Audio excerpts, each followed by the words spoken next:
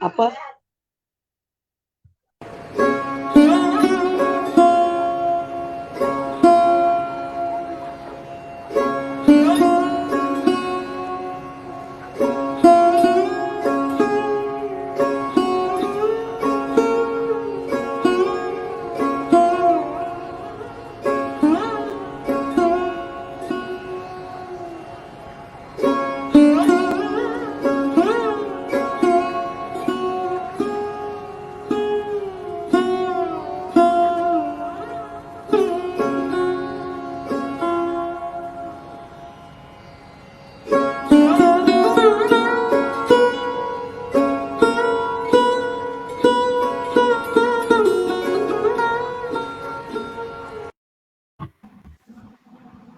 Hello everybody, সবাইকে শুভ সন্ধ্যা নিয়ে আজকের লাইভটি শুরু করছি।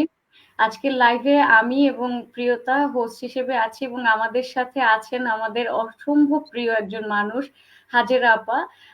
হাজেরা আপাকে অনেকেই চেনেন এবং কারণ হাজেরা আপার অনেক নিউজ আমরা দেখেছি অলরেডি। একজন একজন পরিচিত মুখ। এখন হাজেরা আপাকে যদি আমি ইন্ট্রোডিউস করাতে চাই, আমি যাই বলবো অনেক কম হয়ে যাবে।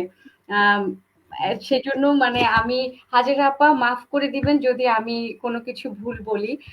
আমি তারপরে একটুখানি বলি, প্রিয়তা আমার থেকে অনেক ভালো বলতে পারবে যেহেতু আমি শুরুতে ইন্ট্রোডিউস করছি, সেহেতু সামান্য একটু বলছি যে আম হাজেরা আপা মূলত একজন সোশ্যাল ওয়ার্কার। তিনি শিশুদের জন্য আমরা নামক একটা প্রতিষ্ঠানের পরিচালক এবং তিনি বায়োলজিক্যাল মাদার না হয়েও ৪৪ জন বাচ্চা, ৪৪ জন শিশুর মা। এবং এছাড়াও তিনি আরো অনেক দেশে এবং আন্তর্জাতিক পর্যায়ে অসাধারণ কিছু কাজ করেছেন। সেই কাজগুলি আমরা আপার মুখ থেকে শুনবো। তো আমরা অনুষ্ঠানটা কিভাবে করব এবং উদ্দেশ্যটা কি সেটা একটু আমি ছোট করে বলে দিচ্ছি। আমরা মূলত আম মানে হাজেরা আপার কাছে তার জীবনের বিভিন্ন পর্যায়ে তার জীবনের কি মানে কিভাবে মানে কি মোকাবিলা করে সে এই পর্যন্ত হাজেরা আপা এসেছেন, আজ হাজেরা আপার জীবনের যে সাকসেস আজকে আমরা দেখতে পাচ্ছি, সেটার পেছনে অনুপ্রেরণাগুলি কি ছিল তার, সেই বিষয়গুলি আমরা জানতে চেষ্টা করব। তাছাড়া আমরা আরো জানতে চেষ্টা করব যে আমাদের মানে আমাদের সমাজে তো মেয়েদের প্রতিনিয়ত প্রতিবন্ধকতা শিকার হতে হয়। তো হাজেরা আপার কাছ থেকে আমরা জানতে চাইবো যে আহ, মানে কোন ধরনের অনুপ্রেরণা তার ভেতরে ছিল, যেটা আমরা আমাদের মতো যারা সাধারণ আছি তারা নিতে পারি এবং সেটা আমাদের আমরা জীবনে মানে এগিয়ে যেতে পারি। তো হাজেরা আপা, আপনি কেমন আছেন? জি, আসসালামু আলাইকুম। হ্যাঁ, আমি ভালো আছি। নাইজা আপা, আপনাকে অনেক ধন্যবাদ। আপনি অনেক ভালো ভালো কথা বলছেন, আমার খুব ভালো লাগছে। আর শ্বেতা আপা, আপনাকে অনেক ধন্যবাদ। আপনি হ্যাঁ, ভালো আপা, আছি। আপনি মানে আল্লাহ আজকে আমাদের পেজের সবচেয়ে খুশির দিন বলতে পারেন যে আপনাকে আমরা অরাতে পেয়েছি। এর থেকে খুশি, এর থেকে আনন্দ আমাদের জন্য আর কিছু হতে পারে না। কারণ আপনি মানে এটা আমাদের জন্য ভীষণ অনার। মানে আমরা ভীষণভাবে সম্মানিত বোধ করছি যে আপনার মতো একজন অসাধারণ মানুষ আমাদের মাঝে আছেন। তো মানে প্রিয়তা কিছু বলো, প্রিয়তা তুমি বলো। হ্যাঁ, ধন্যবাদ নাইদ আপু। হাজের আপা কি বলবো, মানে আমাদের কৃতজ্ঞতা জানানোর ভাষা নেই যে সে তার এত ব্যস্ততার মধ্যে থেকে সে আমাদের পেজের জন্য অর্ডার জন্য সময় দেওয়ার জন্য সে আহ, এসেছেন এখানে। হাজের আপা আসলে এরকম মানুষ, মানে তার মতো অমায়িক এরকম মিষ্ট হাসির মানুষ আমি খুব কম পেয়েছি আমার জীবনে। আমি বলি যে আমার জীবনে এটা একটা অনেক বড় একটা পাওয়া যায়, হাজের আপার মতো মানুষের সাথে আমার পরিচয় হয়েছে। আমি 2015 সালে যখন ব্রথেলে দৌলতদিয়া ব্রথেলে আমি কাজ করেছিলাম সেক্স ওয়ার্কারদের নিয়ে, এইচআইভি এইডস নিয়ে আমি কাজ করেছিলাম, তখন ওখানে কাজ করতে গিয়ে আমার একটা ইন্টারভিউর জন্য আমি হাজিরাপার কাছে আসি। তো আমার এক কলিগের মাধ্যমে হাজিরাপার সাথে আমার পরিচয় হয়েছিল। That was the best moment of my life. আমি আমি এখন পর্যন্ত সেটা মনে করি যে হাজিরাপার সাথে পরিচয় হওয়াটা। এরপরে হাজিরাপার সাথে আমার আসলে আমি একটা আত্মার কানেকশন ফিল করি আসলে আপার সাথে। আপা যে কাজগুলো করছেন, আমরা আসলে আমাদের জায়গা থেকেও এত অদম্য সাহসিকতা, এত মানে কি বলবো, এইভাবে মনোবল নিয়ে কাজ করার মানুষ আমি খুব কম পেয়েছি আমার জীবনে। তো আমরা আসলে আজকে খুব বেশি কথা বলবো না, আমরা আসলে হাজির আপার থেকে শুনবো। আপাকে পেয়েছি, এটা আমাদের জন্য একটা অনেক বড় ব্যাপার। আমরা চাই আপার কাছ থেকে শুনতে এবং তার কাছ থেকে আমরা যে অনুপ্রেরণাগুলো পাবো আমরা সেগুলো শিখতে চাচ্ছি আপার কাছ শিখতে থেকে চাচ্ছি। অবশ্যই, বেসিকলি। অবশ্যই। তো আমরা আসলে ভীষণ কৃতজ্ঞ প্রিয়তা, আমি আর তুমি দুজনে মিলে চেষ্টা করব মানে আমাদের যারা দর্শক আছে বিশেষ করে আমরা সবাই জানি যে আমাদের সমাজে মানে নারীরা এখনো কতখানি পিছিয়ে আছে এবং বেসিকলি আমরা সবসময় এক্সকিউজ শুনি যে আমরা পরিবারের কারণে সমাজের কারণে অনেক কিছু করতে পারি না। তো সেক্ষেত্রে হাজেরা আপা হতে পারে হচ্ছে আমাদের জন্য ভীষণ বড় জি একজন আপা। অনুপ্রেরণা। জি আপা, তো আমরা মানে শুরুতে আপনার ছোটবেলাটা থেকে যদি আপনি একটু আমাদেরকে বলতেন কিভাবে আপনার মানে আপনার ছোটবেলাটা কেমন ছিল, একটু যদি বলতেন আপনি যতটুকু বলতে চান বা ততটুকুই। আম, আমার আসলে আপা ছোটবেলা কি, এটা আমার আসলে কিভাবে আপনাদেরকে বুঝাবো তাও আমি বুঝতে পারি না, তবে এটুকু বলতে পারি যে ছোটবেলাটা আমার, আমি আসলে যে 1971 সালে আমার জন্ম, মিরপুর 12 নম্বর আমার জন্মটা হয়েছে। তো আমার বাবা হয়েছে প্রিয়তা আপা, আমার কথাটা কি শুনতে পাচ্ছেন? আপা শুনতে পাচ্ছি। জি খাল খাল বিলে বাবা মাছ আমার মাটা ওই আমার একটা ভাই জন্ম দেওয়ার পরে মারা গেছে। তারপরে আমার বড় বোন আছে, আর দুজন বোন আছিল, ভাই আছিল, আর একটা ছোট, আমি আবার যমজ, মানে কি একদম মাছ ব্যবসায়িক মেয়ে যেভাবে বেড়ে ওঠার পরে। আর আগে তো তেমন মেয়েদের তো ওরকম তেমন লেখাপড়ার ইয়া ছিল না। আর আমরা ওরকম লেখাপড়ার সুযোগ, মানে বাবা সারাদিন মাছ ধরতেন, সেটা দিয়ে আমাদের কতগুলো ভাই বোন এগুলো এদের চালাচ্ছেন। তারপরে মা মারা গেল, আপনারা বাবুকে জন্ম দিয়া হয়তো 72-73 সালে এরকম হবে। আমার 2 বছর পরে আমার মা মারা গেছে। তারপরে বাবা আবার বিয়ে করলেন, কারণ আমরা আসলে অনেকে ছোট ছোট ছিলাম, আমি যমজ ছিলাম, আমার একটা ছোট ভাই আছে, আর আমি আমার লগে একজন বোন আছে, মানে আমরা তিনজনই ছোট। সেহেতু বাবা আমাদের অ্যাকশন করার জন্য একটা বিয়ে করলেন। তো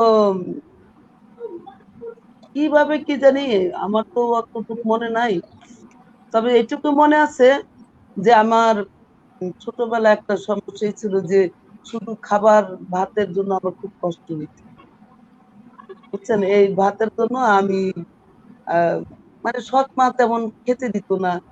আর যেটা বলি যে হয়তো সৎ সৎ মা এক না, কিছু সৎ মা ভালো আছে, কিন্তু আমার ভাগ্যে কি জুটছে আল্লাহ জানে।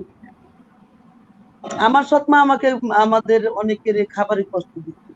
আমার খুব খিদে লাগছিল, মা আমাকে ভাত না দেওয়ার জন্য আমি বাসা ছাড়ি মিরপুরে 6 নম্বর, আমার না জানি 2 নম্বর, আমার এক বোন থাকতো জবেদা বুঝি, তার বাসা যাব। সে আমার এক ফুপার বাসায় থাকে। কারণ বাবা সৎ মা আসার পরে আমাদের সবাইকে পালক দিয়ে দিচ্ছে, বাবুকে দিছে, আমার সাথে যে যমজ বোনটা ছিল তাকে দিছে, আমার বড় বোন কাজে দিয়ে দিচ্ছে একটা বাসায়, আর জবেদা বুঝিকে আরেকজনের বাসায় দিচ্ছে, এরকম আমরা সবাই মানে কি হয়ে গেছি। বাবার কাছে থাকতে আমার পেট ভরতো না কখনো, খেতে খেয়ে পেট ভরতো। এটা হচ্ছে সবচেয়ে বড় কষ্টকর জায়গা আমার। ভাত সবাই খেয়ে আমার বিচ্ছিন্ন কখনো হয়ে তৃপ্তি গেছে। মিটতো না। বিচ্ছিন্ন তো আছে, কিন্তু তাদের ভিতরে তারা তো দুয়ার খেতে পারতো, আমি তাও পারতাম না। পরে বোনের বাসায় যাব, যে 11 নম্বর থেকে একটা বাসে উঠছি, দোতলা বাসে। ওই বাসে আমাকে উম, এই নামাই দিচ্ছে আপনি গুলিস্তান। বাস উঠে আপা ঘুমাই গেছি। ঘুমাই থেকে যখন দেখি, তখন দেখি তো ওই জায়গাটা আমার পরিচিত জায়গা না। আমি যেখানে আসছি সেটা হচ্ছে জিপিও গুলিস্তানের। পরেও নামলাম, নামার পর আর কি করবো, ওই ওইখানে থাকি, ওই সারাদিন তো এখানে থাকলাম, পরে দেখলাম যে অনেক বাচ্চা আছে, কাঙালি বাচ্চা, যাদেরকে এখন টোকাই বলে বা কতকলি বলে, বা ওদের সাথে মিশে গেল। ওরাইও আমাকে সারাদিন কান্নাকাটি করছে, না খায় রয়েছে। আর আমি তখন বয়স কত হবে আপনার, 7 কি জোরে 8 হবে। এই বয়সে একটা মেয়ে ওইখানে রয়েছি। ওরা আমাকে, ওদের সাথে আরো অনেকগুলো মেয়ে ছিল, আমরা সবাই একখানে হইয়া, ওরা আমাকে ওই কিছু আইনা দিল, আমি খেলাম। ওই একটা রুটি 2-3 জনে ভাগ করে খাই, সুন্দর রুটি দেয় ওইখানে। তারপরে অনেক কষ্ট ওইখানে। তারপরে আপা ওইখানে রাস্তায় থাকি, রাস্তায় চলি। এক সময় ভবঘুরে গাড়ি আসলো, যেটা যে এক সময় আগে যুদ্ধের পরে যেটা লঙ্গরখানা বলছো, সেখানে নিয়ে গেল। এইভাবে অনেক রকম, অনেকবার গেছি, অনেকবার আসছি। ছেড়ে দিছে, একজনের বাসায়ও কাজ করছি। মানে জীবনে উম, এমন কোনো কাজ নাই যে আপা আমি না করতে পারছি। অনেক কাজ করছি, বুঝছেন, ভাঙ্গারে ঢুকাইছি, বিক্রি করছি, চুরি করছি, মানে চোরেদের সাথে ছিলাম। যে কাজটা না করার ইচ্ছা ছিল সেটাও করতে হয়েছে।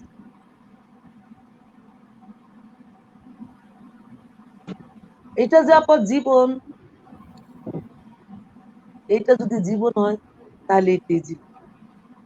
আমি এটাই ভালোবাসি, এটাকে এখানে আমি ভালোবাসি।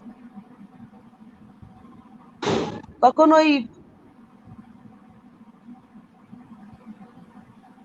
অনেক সময় মানে ওই কাঙালি বাচ্চাদের সাথে ছিলাম, টোকায় খাইছি, তারপরে রাস্তায় ঘুমাইছি, কখনো বাস স্ট্যান্ডে ঘুমাইছি, কখনো কমলাপুরে যায় ঘুমাইছি, কখনো সদরঘাট দিয়ে ঘুমাইছি, কখনো মানুষের বারিন্দায় ঘুমাইছি।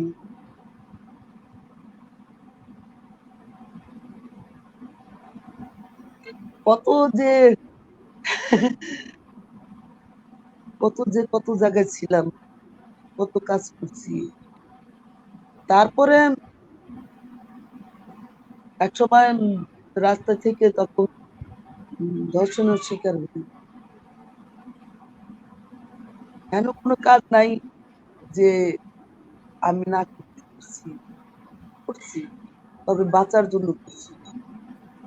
তখন মনে বুঝছিলাম যে এটাই জীবন। তারপরে এক সময় একজনের নিয়ে আবার বোতলও বিক্রি করে দিল। সেখান থেকে দেখছি, সেখানে তো মানুষ তো গল্প করে বলতে পারে, আমি নিজের চোখে দেখছি। কত বাচ্চা, কত মেয়ে বাচ্চা, কত ছেলেরা ওইখানে থাকে, অনেক কিছুই দেখছি।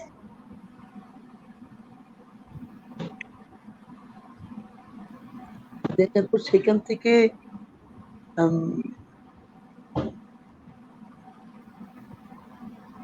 অনেকটা বছর ওদিকে ছিলাম, থাকছি। তারপরে তখনও আমার 18 বছর পূর্ণ হয়। 11-12 বছর বয়সে আমি বিক্রি হই। আর 16 বছর বয়সে আমি তখন আবার রাস্তায় প্লেটিং সেক্স ওয়ার্কার হয়েছি। এই এইটুক জীবনে ওই যেটুকে দেখছি আমি, সেটা মনে হয় কি যে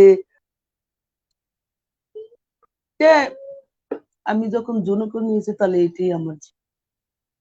এইভাবেই থাকতে হবে, নিজেকে কখনো মানুষের কাতারে রাখিনি। ভাবছিলাম যে আমরাই যারা এসব কাজ করি, যৌন কাজ করি, তারা পৃথিবীর সবচেয়ে বড় খারাপ।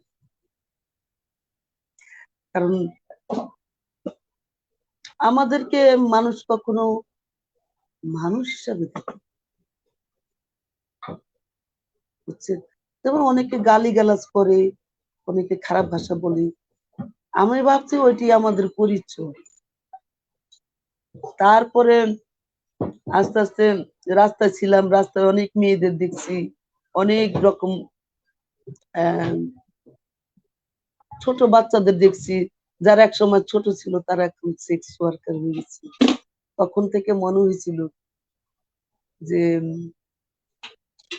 আমি যদি কিছু করতে পারতাম জীবনে, তাহলে এই বাচ্চাদের জন্য, বিশেষ করে যৌনকর্মীর বাচ্চা।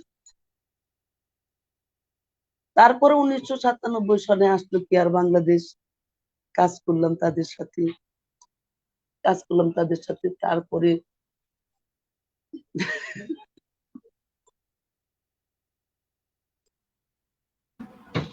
তখন আপা তাদের কাছে আমি বলছিলাম, সরি একটু আমি আপনাকে করি আসলে। আমি যতটুকুন আপনার সম্পর্কে জানি, আপনার সাথে তো আমার একাধিকবার দেখাও হয়েছে, কথাও হয়েছে। এই গল্পগুলো আমরা শুনেছি আসলে। মানে আপনার ছোটবেলা যেভাবে বেড়ে ওঠা, মানে আমরা অনেকেই হইলে হয়তোবা সেখান থেকে হারিয়ে যেতাম। আমরা হারিয়ে যেতাম সেখান থেকে। কিন্তু আপনার আপনি আজকে হাজেরা বেগম, আপনাকে মা হাজেরা বেগম হিসেবে সবাই চিনে এখন। আপনি এই জায়গাতে এসেছেন। কিন্তু আপনার এই যে ছোটবেলার স্ট্রাগল, জীবনটাকে এত কাছে থেকে দেখা, এত বেশি কি বলবো তীক্ষ্ণভাবে জীবনকে দেখা, বোঝা, সেখান থেকে আপনি আরেকটা জীবনে গিয়ে পৌঁছে গেলেন।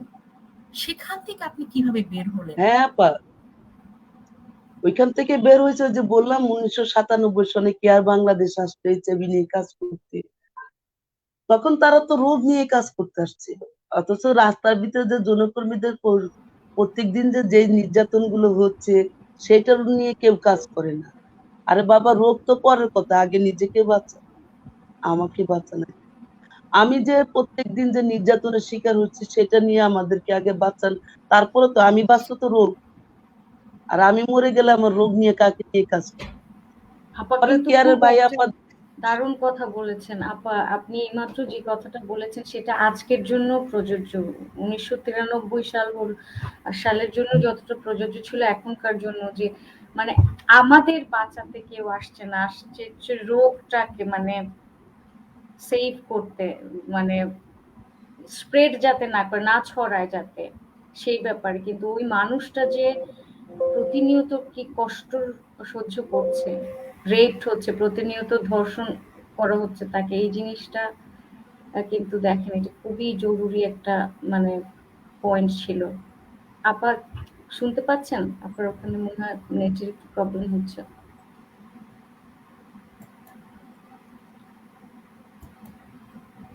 আহ,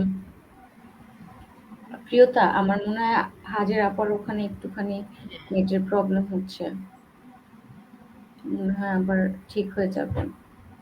আচ্ছা, চলে গেছে তো। আমরা কিছুক্ষণ প্রিয়তা, হুম, মানে আমরা কিছুক্ষণ বিষয়টাকে অ্যানালিসিস করার চেষ্টা করি, মানে সিচুয়েশনটাকে। বলো। না আপা যে কথাটা আসলে এইমাত্র যেটা বললেন যে আসে এনজিওরা আসে, অমুক আসে, তমুক আসে, তারা তাদের একটা এজেন্ডা নিয়ে আসে কিন্তু। তাদের একটা নির্দিষ্ট এজেন্ডা থাকে, সেগুলো কাজ করতে, সেগুলো বাস্তবায়ন করতে তারা আসে। কিন্তু এরা যে জীবনটা ওখানে যাপন করে, তাদের জীবনের যে কষ্ট বা ওখান থেকে যে তাদের বের করে নিয়ে সেটা বেটার লাইফ তাদেরকে দেয়া বা সেইটার যে ব্যবস্থা করা, বা তারা আসলেই বেঁচে আছে কিনা ওখানে। মানুষ তো শুধু মানে আহ খাচ্ছি পড়ছি এটাই তো বেঁচে থাকা না। বেঁচে থাকা আসলে অনেক কিছু মিন করে। সেটা নিয়ে আসলে আমরা কতটুকু ভাবছি বা কথা বলছি। আপার অনেক কানেকশনটা ফিরে সরি এসছে। আপা, নেটের মনে হয় না, সমস্যা হচ্ছে, জি হ্যাঁ আপা আপা, খুব ঠিক নেই। আছে, হুম। নেটের সমস্যা হচ্ছে একটু আপা। অসুবিধা নাই আপা। আমরা এখন শুনতে হ্যাঁ, পাচ্ছি। তারপরে ওই যে যেখানে ছিলাম কেয়ার বাংলাদেশে আসলো, তার আমাদের সাথে কাজ করলো। তখন আমি বললাম, আমরা সবাই বললাম যে আমাদের তো রোগটা আগে সমস্যা না, প্রতিনিয়ত যে নির্যাতনের শিকার গুলো হচ্ছে যৌনকর্মী বা আমরা যৌনকর্মী, সেটার আগে ওটা কিভাবে বন্ধ করে যায় সেটা আগে দেখুন। তখন তাদের সহযোগিতাতে আমাদের একটা সংগঠন হলো দুর্জয় নারী শক্তি। সেই সংগঠনের মাধ্যমেই আমরা আমাদের অধিকারের কথা বললাম সেই সময়কার। তখন এই আপনাদের সুশীল সমাজের মতন মানুষগুলোই আমাদের সাথে আসলো, কাজ করলো। তখন থেকে তারাই বললো যে আমরা মানুষ, আসলে আমাদেরও বেঁচে থাকার অধিকার আছে, নিজের কথা নিজে বলতে শিখছি আপনাদের মতন মানুষদের সাথে চলে।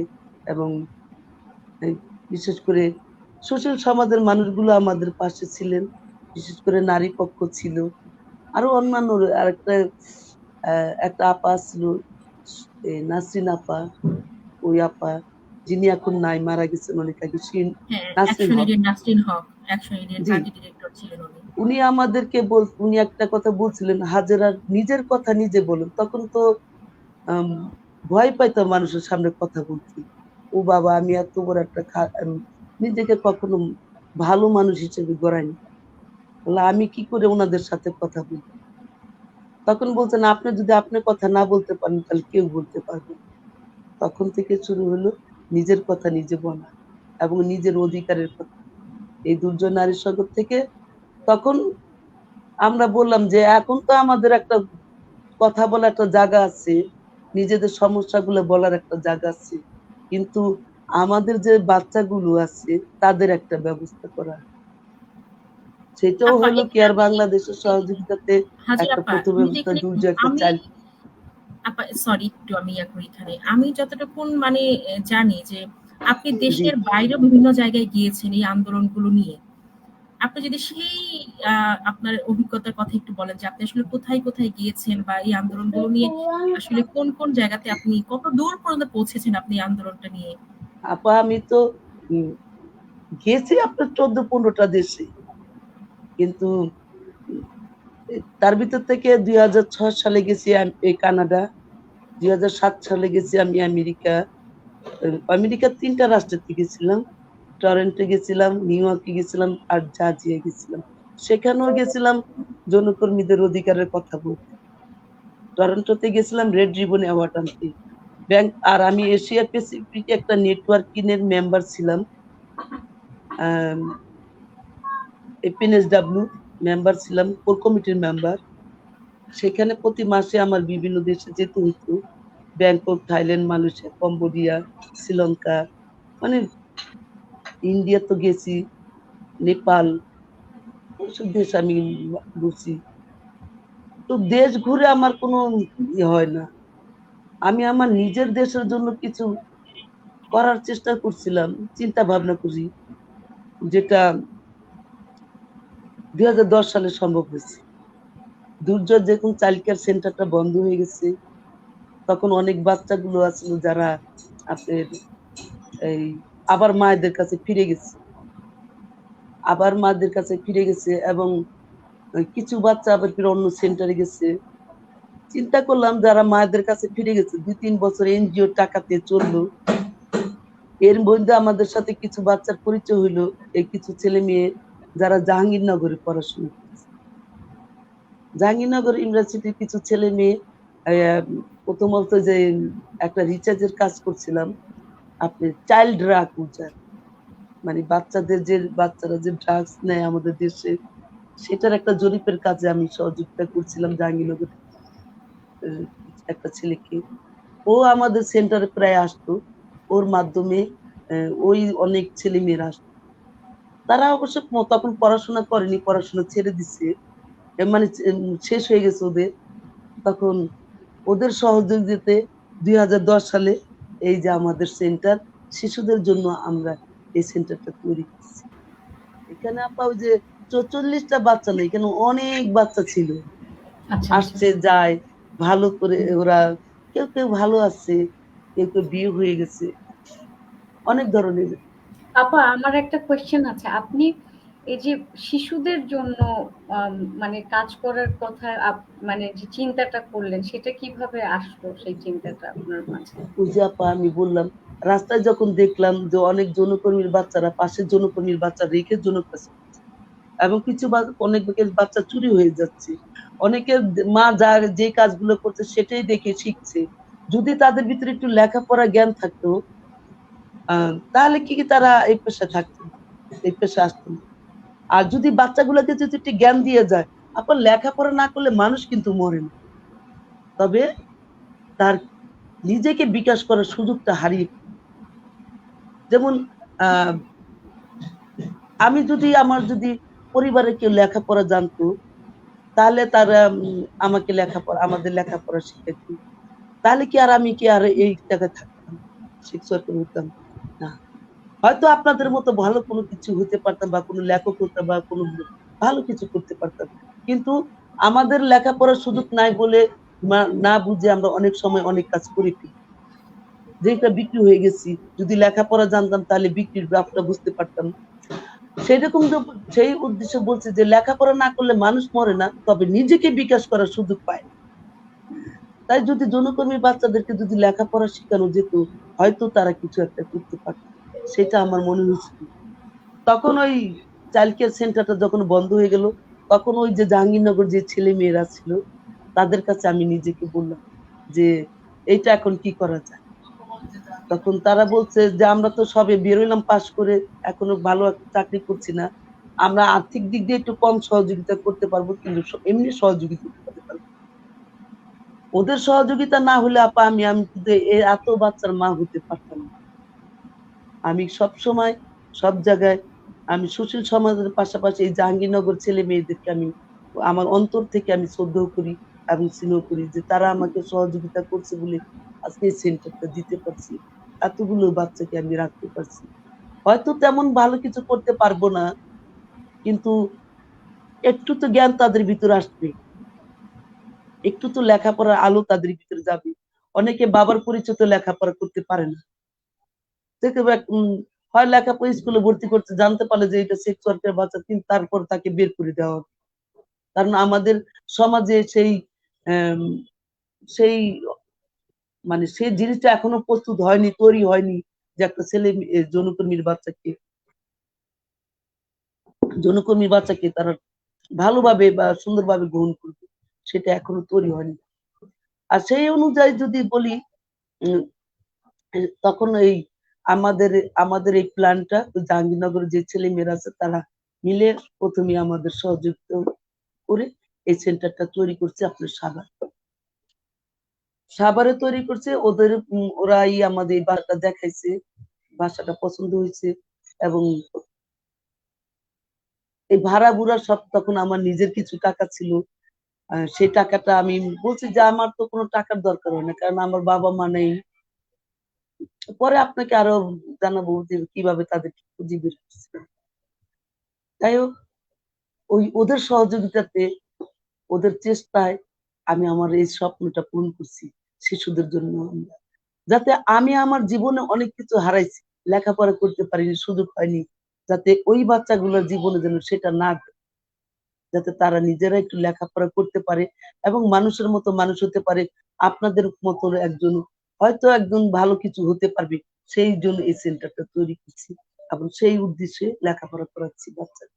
তারা স্কুলে পড়ছে, এখনো কলেজে অনেক মেয়েরা আছে। যেই মেয়েটা ১ম দেখা করলো, ও আসলে কলেজে পড়ে। ইন্টার 2nd ইয়ারে পড়ে। বাহ! হ্যাঁ, ওকে আপনি দেখিয়েছেন। মানে শোটা শুরু হওয়ার আগে তো ওকে দেখেছি। মানে কি অসাধারণ! আম মানে আমি জানি না যে অনেক বড়, বড় ডিগ্রি অর্জন করেও এই ধরনের একটা কাজ কেউ করতে পারছে কিনা। কিন্তু আপনি যেটা করছেন সেটা মানে মানে আমার ভাষা নেই যে আমি কি করে বলবো যে কত বড় অনুপ্রেরণা। একটা আমার মানে একটা জিনিস জাস্ট আমাদের দর্শকদেরকে বলার জন্য জিনিসটা যে আপা মানে যখন মানে যৌনকর্মী যে ব্যাপারটা মানে এই আম এই লাইনে যাদের যেতে হয় তারা তো কেউ ইচ্ছে করে যায় না, কেউ তো চায় না। তাদের প্রতি সমাজের যে দৃষ্টিভঙ্গি মানে যেটা আপনি আগে বলছিলেন যে তাদেরকে গালি মানে কনস্ট্যান্টলি তাদেরকে গালি দেয়া হয়। মানে আমি আসলে ওরকম খুলে বলতে পারছি না। আম আপনি কি বলবেন? আমি আপনারে বলি। হুম, হুম। আমাদের সমাজে যে গালিটা দেয় সেটা হচ্ছে খানকি, বেশ্যা, পতিতা। অ্যাকচুয়ালি এটা আমার পরিচয় না। প্রথমত পরিচয় হয়েছে আমি একজন মানুষ। মানুষ হিসাবে আমাকে সেই নামে ডাকুক। এখন তার উপর হইছে আমার নাম আছে। আমি আসলে খানকি ব্যবসা নিয়ে কেউ কোনো সময় জন্ম নেয় না। এটা একটা মুসলিম দেশ। এখানে মেয়েরা পরিচিতি স্বীকার করে সেক্স যৌনকর্মী বা সেক্স ওয়ার্কার সেটা হয়। আর পতিতা যদি আমি হই, তাহলে আমার সাথে যে রয় সে কি হয়? সেটাই। আমার সাথে যে রয় তার কি হয়? সে তাহলে কি হতে পারে যদি আমি পতিতা হই? এটা একদম, আপনারা একদম, বুঝে তার দেখেন। কিন্তু একদম দোষ তাই। হয় না আপা। তাকে কিন্তু কেউ সমাজ কিছু বলে না। সমাজ তার সমাজ দিকে আঙ্গুল তুলে না। হুম, কে হুম। আমাকে বানালো, কে আমাকে এই যেখানে নিয়ে আসলো, সমাজ তার দিকে আঙ্গুল তুলছে না। আমি একটা ভিকটিম এবং আঙ্গুল মানে আমাদের আমাদের সমাজের এটা একটা খুব মানে খুব কালচার হয়ে দাঁড়িয়েছে যে যে ভিকটিম আঙ্গুলটা তার দিকে সবসময় তোলা হয়।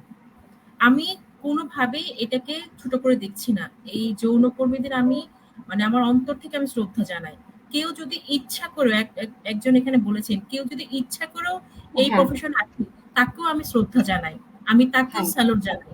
এই যে হ্যাঁ আমিও কোনো সমস্যা দেখি না, কিন্তু আসতে সমস্যাটা পারে কোথায় প্রিয়তা? হ্যাঁ কিন্তু সমস্যা হচ্ছে যখন গালি দেওয়া হচ্ছে, জিনিসটাকে কিন্তু গালি দেওয়া হ্যাঁ হচ্ছে। হ্যাঁ, হ্যাঁ, গালি এবং তো মানুষ তারা আমাদেরকে দেয়। সমাজে বললাম না যে প্রথমে আমি নিজেকে মানুষ হিসাবে দেখিনি, কারণ মানুষ আমাকে এই গালিগুলো দিছে। আমি সেটাই এইরকম, আর আমাদের এই গালিগুলা কেন? এটা আমাদের সুশীল সমাজের মানুষও সুশীল সমাজের পরিবারকে দেয়। হাসতে নাই, মেয়েরা বেশি জোরে হাসো না, বাজারে মেয়েদের মতো লাগে। ওই মানে এইটা তো অ্যাটিটিউড আছে আমাদের মানে মুরব্বীদের কাছে, যে জোরে মেয়েরা কথা বলতে পারে না, জোরে হাসতে পারবে না। এটা হচ্ছে আমাদের আসল, আমাদের মানুষের পূর্বের থেকে এই জিনিসটা তৈরি হয়েছে যে মেয়েরাই সবচেয়ে, যত দোষ নন্দঘোষ মেয়েদেরই, ছেলেদের মেয়েদের কোনো দোষ হয় না। না তো সেই ছেলেদের দোষ না হওয়ার কারণেই আমাদের দেশে বেশিরভাগই মেয়েরাই এই শিকার হচ্ছে। যেমন ধরেন একজন মেয়ে প্রেম করছে, প্রেম করে তার বাচ্চা পেটে হইলো, তাকে তার ওই ছেলে গ্রহণ করলো না, তখন মেয়েটা কই যাবে? ওই সমাজে দোষ দিল ওই মেয়েটাকে খারাপ। বাধ্য তো হয়ে মেয়েটা আপা ঘর ছাড়লো। গ্রহণ করার প্রশ্নটাই আসতো না। মেয়েটার যদি কিছু করার থাকতো বা সমাজ এরকম অ্যাকসেপ্ট করতো যে একটা মা তার বাচ্চাকে বড় করতে পারে, মায়ের পরিচয়ে বাচ্চাটা বড় হবে, এটা একটা বড় ব্যাপার। আর একটা ব্যাপার হচ্ছে মেয়েটা যদি স্বাবলম্বী হতো, মেয়েটাকে যে এরকম যে দিয়ে দেওয়া হয়, আমার মেয়েকে পাত্রস্থ করে দেয়া, মানে মেয়েদের একমাত্র ডেস্টিনি হচ্ছে কারো ঘাড়ে চেপে বসা। শ্বশুর মানে বাড়ির আমি স্বামী। আমি আমি আমার সারাটা জীবন আমি নিজে একা থেকেছি, ঠিক আছে, এবং আমি ভীষণভাবে কমফোর্টেবল একা থাকতে। হ্যাঁ, আমার আমার কিন্তু জীবনে কোনোদিন এরকম ফিলিং হয়নি যে কারো উপর মানে কারো ঘাড়ে চেপে বসতো। এটা একটা সম্পূর্ণ মাইন্ডসেট। আপনি মানে নিজের ব্যক্তিগত মাইন্ডসেট যেটা আপনি করছেন, এটা সবচেয়ে বড় এক্সাম্পল। আমি হয়তো আমার পথটা ভিন্ন, আপনার পথটা ভিন্ন। আমি একটা ভিন্ন পথ নিয়েছি কারণ আমার সামাজিক অবস্থানটা অন্যরকম ছিল। আমার বাবা একজন টিচার, সেজন্য আমি টিচার হয়েছি। এখন আপনার সামাজিক অবস্থা ভিন্ন ছিল। আমরা দুজন প্রিয়তা আছে, প্রিয়তা খুবই প্রোগ্রেসিভ একটা ফ্যামিলি থেকে বিলং করে। আঙ্কেল হচ্ছে একজন নারীবাদী, মানে আঙ্কেল হচ্ছে আমাদের জন্য একজন, কি বলবো, মানে আমাদের জন্য একজন মডেল। আমরা আঙ্কেলকে ভীষণ পছন্দ করি। তো এই যে তিনজন আমরা বসে আছি, তিনজন তিন রকম। এখন এখানে যদি এরকম বলা হয়, সমাজ যদি এটা প্রতিষ্ঠাই করে দেয় যে একটা মেয়ের অবশ্যই বিয়ে করতে হবে, আপনি যদি বিয়ে না করেন আপনি কিন্তু কোনো মানুষ না। আপনার একটা সাইনবোর্ড থাকতে হবে যে নামের শেষে আপনার একজন হাজবেন্ডের নাম থাকতে হবে, মিসেস অমুক, ঠিক আছে, তাহলে আপনি সমাজে সম্মানিত হবেন। এরকম হয়েছে আপা। আমি বাংলাদেশে গেছিলাম 2016-তে। তো ধরেন সবাই হাজবেন্ড ফ্যামিলি নিয়ে গেছে, বিরাট বিবাহের অনুষ্ঠান, আর্মিদের বিয়ে, বিশাল জাঁকজমকপূর্ণ বিয়ে। তো সবাই গেছে, আমি একমাত্র যে শুধু আমার মেয়ে নিয়ে, সবসময় আমি আমার মেয়ে নিয়ে। আমার ভেতরে কিন্তু আমি কিন্তু কেয়ার করি না, আমি সমাজকে একেবারে, সমাজ তো দূরের কথা, আমি আলটিমেটলি আমি কাউকে কেয়ার করি না। কিন্তু এই যে জিনিসটা, এটা তো সবার মধ্যে নিজে থেকে তৈরি হয় না। হয়তো আপনার মধ্যে আর আমার মধ্যে তৈরি হয়েছে যে আমরা সবকিছুর বাইরে যে নিজেকে প্রতিষ্ঠা করব। কিন্তু যে মেয়েগুলিকে এইভাবে মানে ছোটবেলা থেকে শিক্ষা দেওয়া হয়, যে শেখানো হয় যে মানে ওই যে ফার্মের মুরগির মতো ভালো ভালো ভিটামিন, তারপরে ফেয়ার অ্যান্ড লাভলি মেখে টেখে ভালো কাপড় চোপড় পরিয়ে বড় করে, মানে তেল সাবান মেখে কি যে বড় হয়ে যাতে একটা ছেলের ঘাড়ে দিয়ে দিতে পারে, মানে ভালো ঠিক বউ আছে, হওয়ার জন্য তাকে তৈরি ভালো করা, বউ হওয়ার জন্য ভালো ট্রেন বিয়ে করে, হওয়ার জন্য, গ্রুম করে, হ্যাঁ গ্রুমিং, গ্রুম করে তাকে তেল বিয়ে দিবে, তেল ভালো তেল যেন বিয়ে মেজে, হয় হ্যাঁ একটা। হ্যাঁ হ্যাঁ। মা তো এদিকে আসো। মানে আমার সৌন্দর্য হবে একজনকে দেখানোর জন্য, মানে আমি একটা মানুষকে একটু শো কম করব যে আমি কতটা সুন্দর। তারপরে সে এসে ওই যে গরু বেচা কেনা হয় না, গরুর হাটে নিয়ে যাবে, তারপরে সে মানে বিয়ে করবে। যাই হোক, এই সিস্টেমটার কারণে হচ্ছে দেখা যাচ্ছে যে মেয়েরা কিন্তু কিছু করতে পারছে না। মেয়েরা তো স্বাবলম্বী না হলে তো এই দশাই হবে। মেয়েদের যে কোনো গালি তো ফেমিনিন, তাই না? একটা ছেলে যখন অন্যায় করে, একটা ছেলে যখন ধরেন দুটো ছেলের মধ্যে যখন ঝগড়া হয়, তখন বলবে কি আপনি আপা খান কি মাগির পোলা, হুম। তাই তো? মানে এই সমস্ত গালিগুলো কিন্তু হচ্ছে গিয়ে নারীবাচক গালি, নারীদেরকে Exactly. নিয়ে গালি। হ্যাঁ মানে ছেলেদের দ্বারা কোনো গালি তৈরি আর হয়নি। আপা সব গালি তো মেয়েদেরকে নিয়ে দেয়, হ্যাঁ ছেলেদের সব সব গালি গালি মেয়েদেরকে মেয়েদের। নিয়ে।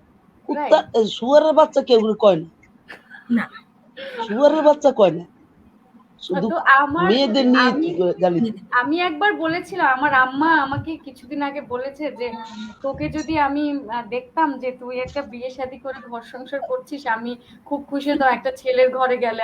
আমি প্ল্যান করতেছি কোনো ছেলে আমার ঘরে আসে কিনা, আমি পেলে পুষে রাখবো, অসুবিধা নাই। তো এই যে একটা ধারণা যে আমার মেয়ের বিয়ে হলে সে সুখী হবে, আমি যতই হ্যাপি হই আমি কিন্তু মানে ইয়ে না, আমি যদি জিমে যাই তাহলে মানুষ কি মনে করবে জানেন, যে আমি কাউকে দেখানোর জন্য, আমি আমার জন্য কিন্তু ফিট হতে পারবো না। মানে আমার কাছে যে আমার আয়নার ভেতরে নিজেকে দেখতে ভাল লাগছে, যে জি আমার বডিটা ঠিকঠাক ভাবে আছে, এটা কখনো সম্ভব না, এটা কখনোই সম্ভব না। হ্যাঁ, আমরা একটু সুন্দর করে সাজলে মনে করে যে এটা কোনো ছেলেকে দেখানোর জন্য, কোনো পুরুষকে হ্যাঁ দেখানোর জন্য আমরা সেজেছি, কিন্তু এটা যখন নিজের জন্য সাজগোজ করা, সেই ব্যাপারটা কিন্তু এখনো হয় না আসলে। হাজার আপার হ্যাঁ, গল্প শুনবার আপা, আপা আমাদের আমার হচ্ছে আমি কি আপা, হ্যাঁ, জি বলেন। না, না, আপনি বলেন আপা, আমি পরে আসছি, আপনি বলেন। না আমি হচ্ছে কি যে একটা পুরুষ মানুষে এখনকার যে সমাজটা, আমাদের যে সমাজটা, আমি আসলে চেষ্টা করছি যে আমাদের যে বাচ্চাগুলো আছে তাদেরকে মানে ওদের মতন করে আমি চাই যে মানুষ। তবে আমি আর কেমনে বলবো যে পুরুষ মানুষদেরকে আমার শুন, একটা কথা আমি বলতে পারি, এটা আমি একদম পরিষ্কার ভাবে বলি, যে একটা আপনি যারা বিয়ে করেন, হ্যাঁ, তারা কি একেবারে সুখী? দেখেন আমি নিজে যে একজন সেক্স ওয়ার্কার, আমি সুখী, কিন্তু মেলা অনেক সুখী সুখী। একটা ভিন্ন বিষয়, সুখ হচ্ছে একটা আমার ভিন্ন ইচ্ছে হয়েছে, বিষয়। আমি ইচ্ছে হলে আমি বাইরে যাব, ইচ্ছে হলে আমি কাজ করবো, কিন্তু আপনারা যারা আছেন, যারা বিবাহিতা, তারা কিন্তু ইচ্ছার উপরে কাজ করে না, তাদের ইচ্ছাতে একটা চলে না। শিকল আপা, একটা অদৃশ্য শেকল মনে হয় পড়া থাকে পায়ের ভিতরে, হ্যাঁ, এখনো সেই শেকল আমি থেকে আমার আমরা সেই দেখেন, নারীরা বের হতে পারছি না। কেন পারছি না এখনো? হ্যাঁ, আপনি কাজের আপা বের হয়ে গেছে শিকল ভেঙে। এই যে সমাজকে আমি কি বলবো, বৃদ্ধাঙ্গ দেখিয়ে সমাজের সেই শিকল ছিঁড়ে আপনি বের হয়ে আসছেন। আর আমরা লেখাপড়া করে একটা, আমরা সো কল তথাকথিত যদি বলি যে একটা মানে কি বলবো শিক্ষা পেয়ে একটা ভালো পরিবেশে বড় হয়েও সে শেকলের মধ্যেই আবদ্ধ রয়েছে এখনো। আরেকজন হাজের আপা, সে জীবনের এতটা স্ট্রাগল করে, এতটা চড়াই উতরাই পেরিয়ে কিন্তু সে শিকল ভাঙতে পেরেছে। সেই শিকল ভাঙার Exactly. গল্পগুলো আসলে আমরা আজকে আপনার কাছ থেকে জানবো, আর মানে শিখবো যে আসলে শিকল কিভাবে ভাঙতে হয়। ভাঙতে হয়, জীবনটাকে এক্সকিউজ তো কিভাবে না দিতে হয়। জীবনটাকে তো এক সময় আমার নিজেরও মনে হয়েছিল দূর, এটা কোনো জীবন না, মরে যাব। তারপরে আমি ভাবলাম যে দূর, কেন মরমু, কেন দেখি না ভাঙা বাঁশিটা আবার এক্স্যাক্টলি। একটু বাজাই, নিজে জোড়া লাগাই, হ্যাঁ নিজের বাঁশি নিজেকে, নিজে থেকে চেষ্টা করছি যে না, নিজে একটা কিছু করব। সত্যি কথা বলতে কি যে নিজের আমার নিজের থেকে অনেক কিছু করার ইচ্ছা ছিল, স্বপ্ন ছিল যে আমার দেশে আমি একটা কিছু করি।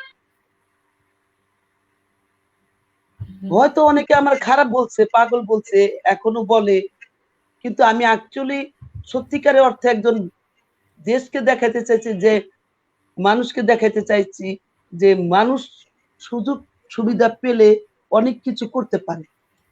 হ্যাঁ আপনি আমাকে আজকে যৌনকর্মী হিসাবে যদি ব্যাখ্যা করেন, তাহলে আপনি আমাকে আমার ওই জায়গায় থেকে যদি দেখেন, তাহলে আমার কাছে কিছু না। যদি একজন মানুষ হিসাবে বা একটা মহিলা হিসাবে, একটা নারী হিসাবে আমার সাথে কথা বলেন, দেখেন, তাহলে দেখবেন যে আমি যে জায়গায় আছি সেই জায়গা থেকে আমার মতো অনেক মানুষও আছে আপা, কাজ করতে চায়, কিন্তু অবশ্যই।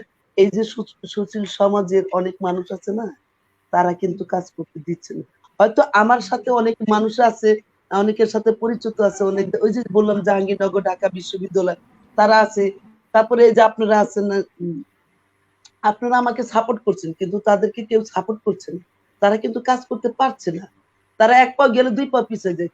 আবার ফিরে দেখুন এই যে আপনাদের মতন অনেকে এই কাজগুলা সমাজের কিছু কাজ করতে চাচ্ছে, পাচ্ছে না।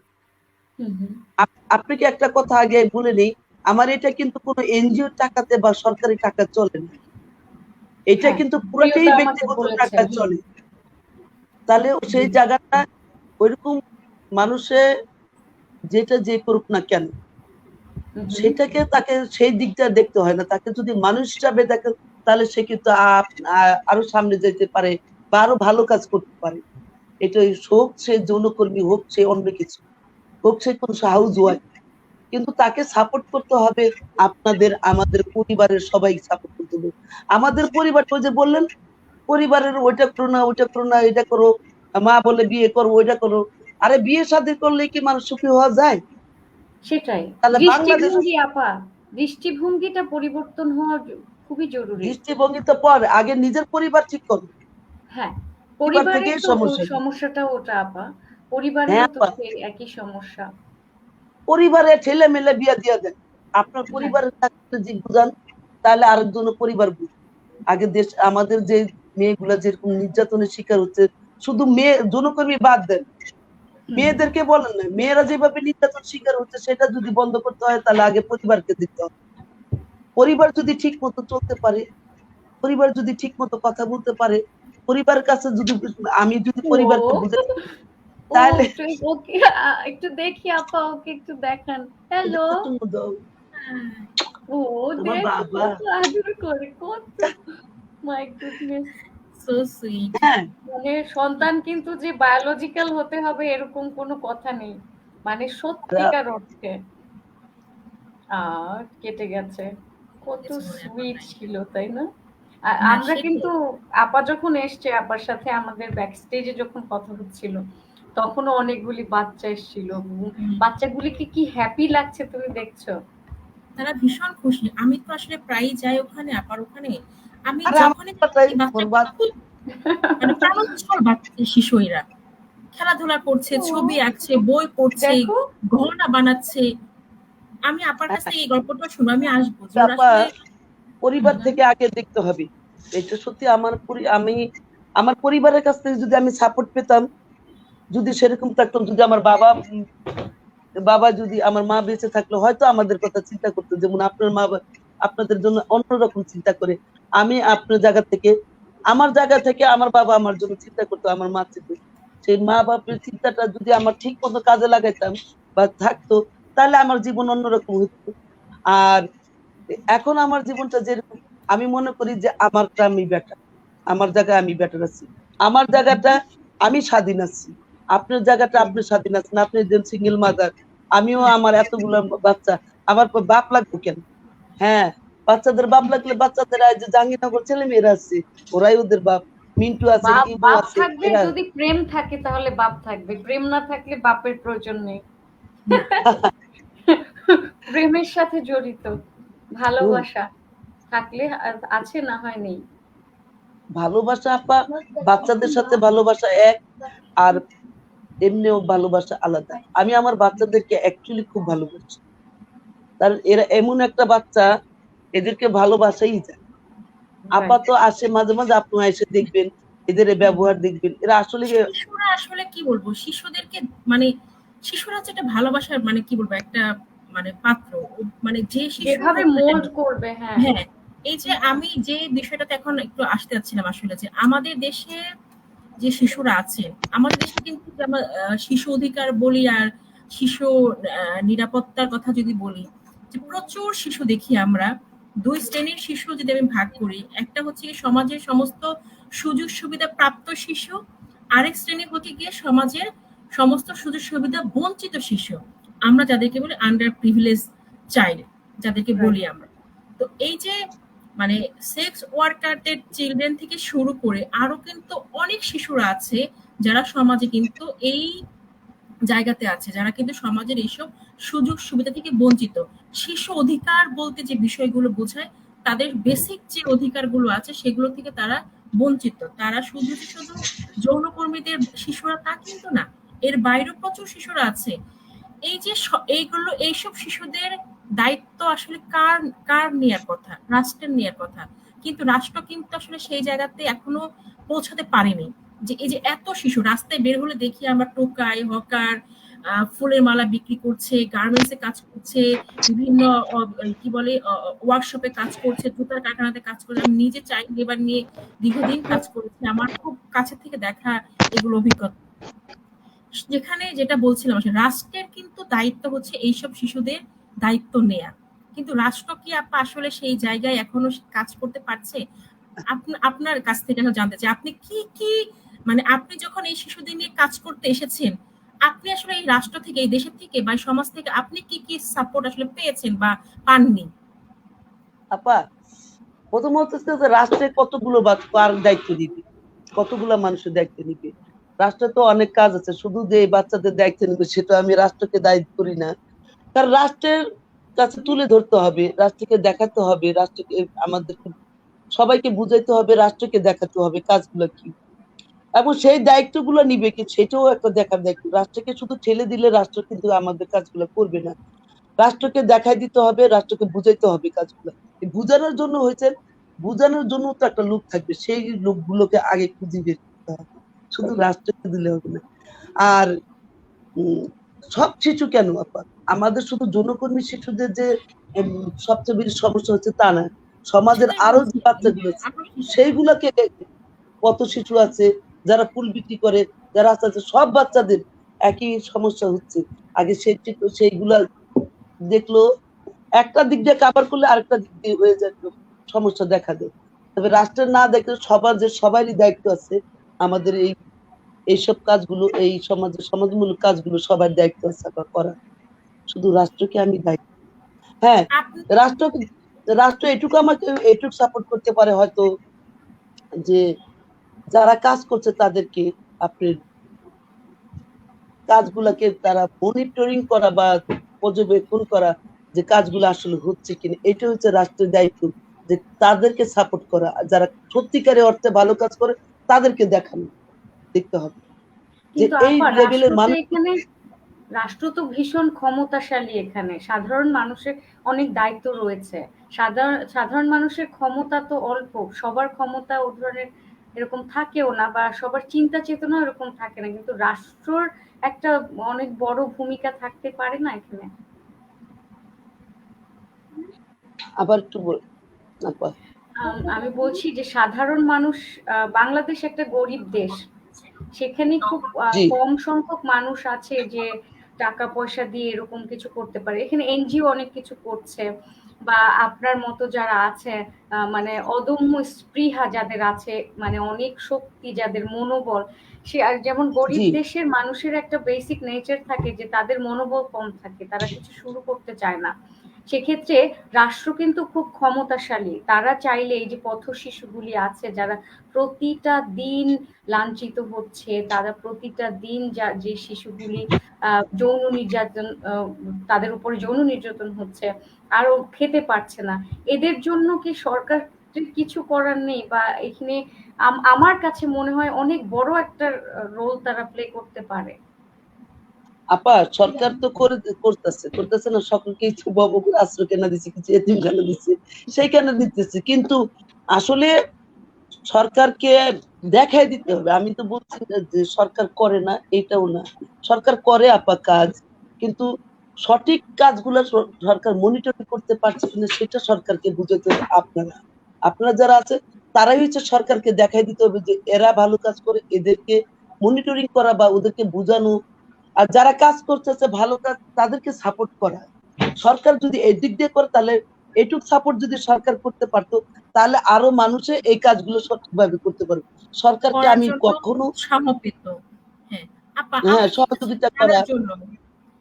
জানার জন্য, আপনি জি কি কখনো মানে ধরেন এই যে আপনি বলেছেন, আগেই বলেছেন যে আপনার এই শিশুদের যে লালন পালন, তাদের হচ্ছে পড়াশোনা, আদার্স যত কিছুই দরকার হয়, তাদের চিকিৎসা দরকার হয়, অনেক কিছু দরকার হয়, জি একটা শিশুর কত কিছু প্রয়োজন, নিডস থাকে।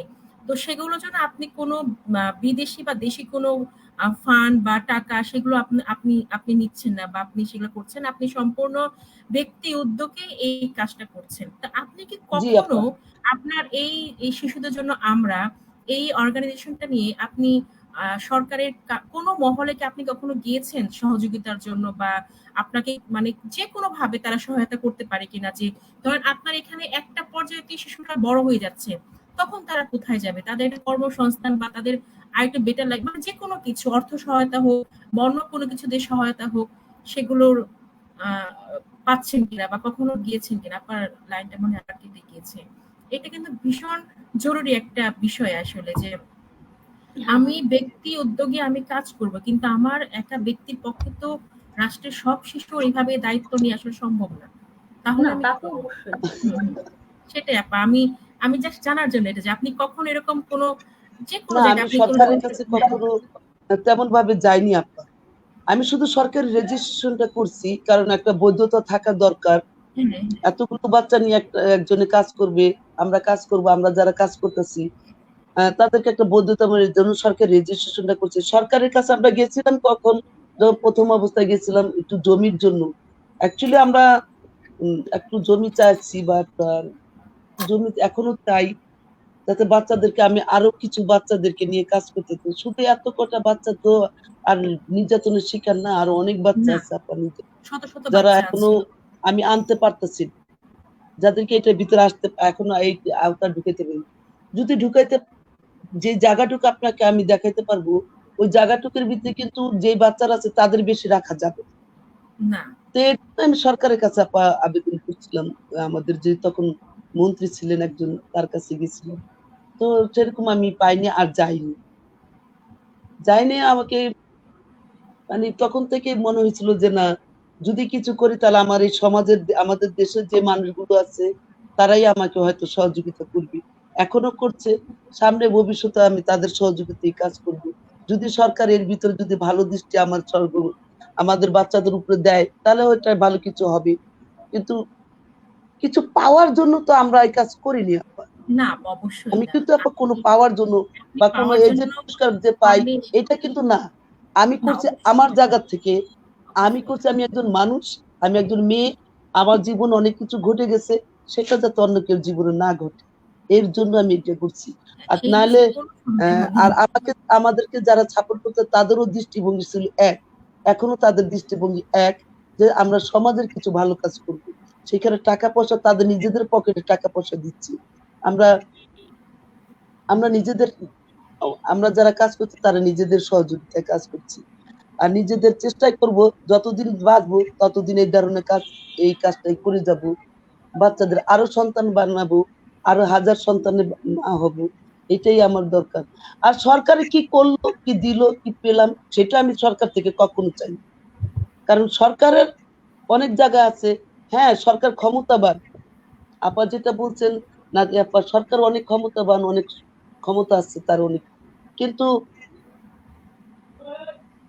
আমাদের তো ক্ষমতা থাকলে কি হবে আপা, চাইতে তো লোক লাগে, বা তাদের কাছে পৌঁছাতে হইলে লোক লাগে, সেই লোক বলে আমাদের কাছে নাই। আর যে ও দরকার কি, আমাদের আপা দেশে যে ভালো মানে মানুষ আছে তাদেরকে নিয়ে চলি। আপারটা মানে আমার একটা কোয়েশ্চেন ছিল, আপা আসলে আবার করব। দেখো মানে কিছু মানে আপা নিজের আহ, নিজের লোকবল বা নিজের থেকেই সবকিছু করছেন আর কি, ঠিক আছে।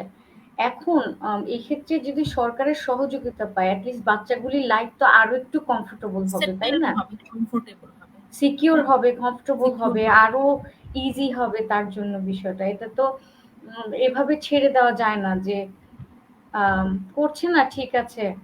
যেমন ধরো হেলথ কেয়ার, এই বাচ্চাগুলির হুম, প্রপার হুম, হুম। মানে হেলথ কেয়ার হচ্ছে কিনা, এই বাচ্চাগুলির হাইজিন মেনটেন হচ্ছে কিনা, তাদের খাবার-দাবারের মান উন্নত করা। তারপরে হচ্ছে তো শেল্টার যেখানে আপা থাকছেন, সেই জায়গাটা মানে আরেকটু বেটার করা। এরকম অনেক কিছু করা যায় তো। কারণ এত মানে যে কাজটা উনি করছেন, এটা তো মানে সবার পক্ষে সম্ভব না। মানে না আমার দেখো, আমাদের মানে যদি আমাদের নিজেদের জীবন দিয়ে চিন্তা করি, যে আমাদের একটা দুইটা সন্তান লালন পালন করতে গিয়ে আমরা আসলে হাঁপিয়ে উঠি। মানে Right. মনে হয় যে তাদের কত আপা রেসপন্সিবিলিটি। সরি আপা, আমাদের এখানে সমস্যা দিচ্ছে আপা, কোনো অসুবিধা নাই আপা। কোনো অসুবিধা নেই আপা, কোনো অসুবিধা নেই। আমারও মাঝে বারবার মধ্যে সমস্যা হয়। দিচ্ছে, সরি আমার আপা। নিজেরও এরকম হয়। আমি হোস্ট করি, আমি আমার লাইফ থেকে চলে যাই, প্রায় এরকম হয়।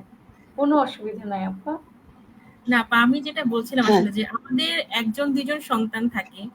তাদের লালন পালন বড় করতে গেলেই আমরা অনেক সময় হাঁপিয়ে উঠি। সো মেনি, মানে কত বেশি তাদের দায়িত্ব পালন করতে হয়। আপনি সেখানে এতগুলো সন্তানের মা।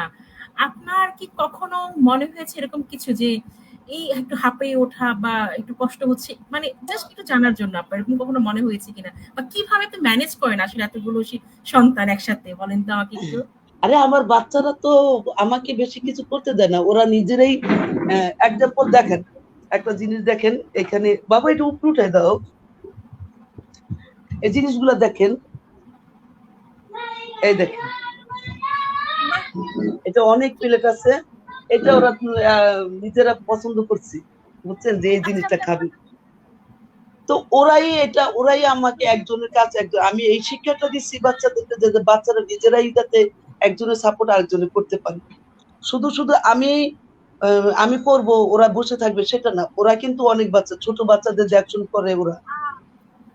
তারপরে আপনার ছোট বাচ্চাদেরকে, একটা প্রতিবন্ধী বাচ্চা আছে সফল, তার দেখশন 3 জনে করে, মাসে মাসে তারা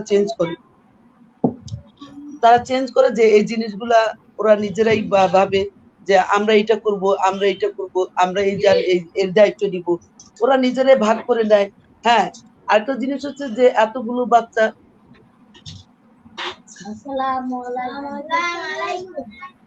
ওয়ালাইকুম আসসালাম।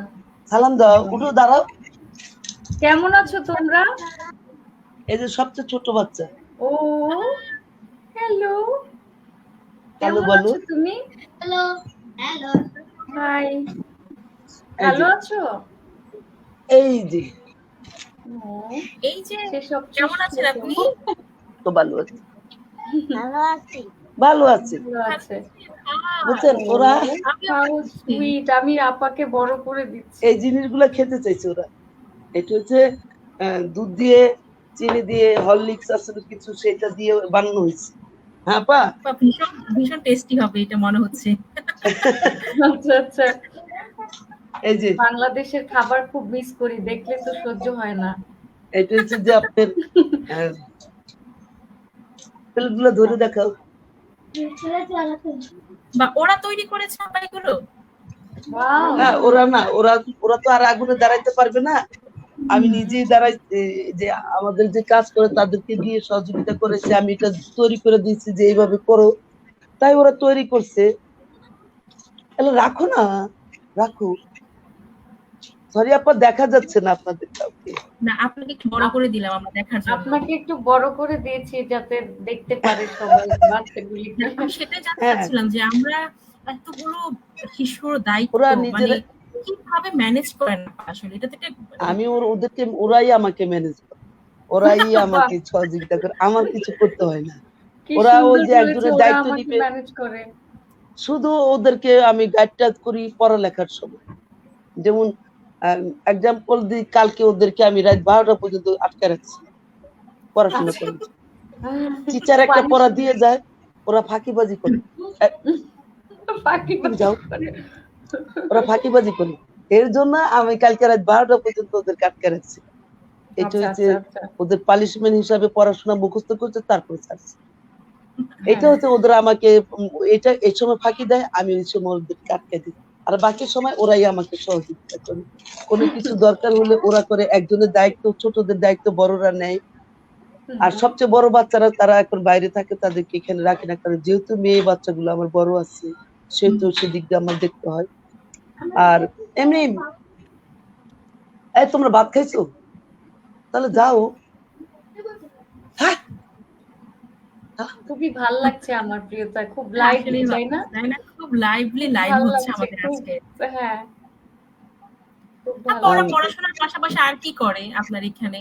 ওরা পড়াশোনার বিশেষ ছবি আঁকে, বুতামের মালা তৈরি করে, বুতামের মালা তৈরি করে, ওদের যেটা ছবি আর্ট করে খুব ভালো, আর গান গায়, আবার সুরের দ্বারা গান শিখে, হুম আম, মানে ও যেটা একটা মানুষের একটা বাচ্চার দরকার সেইগুলো জিনিস দিতে চেষ্টা একটা করি। শিশুর জীবন গঠনের জন্য মানে যা কিছু দরকার সবকিছুই ওরা এখানে পাচ্ছে আসলে।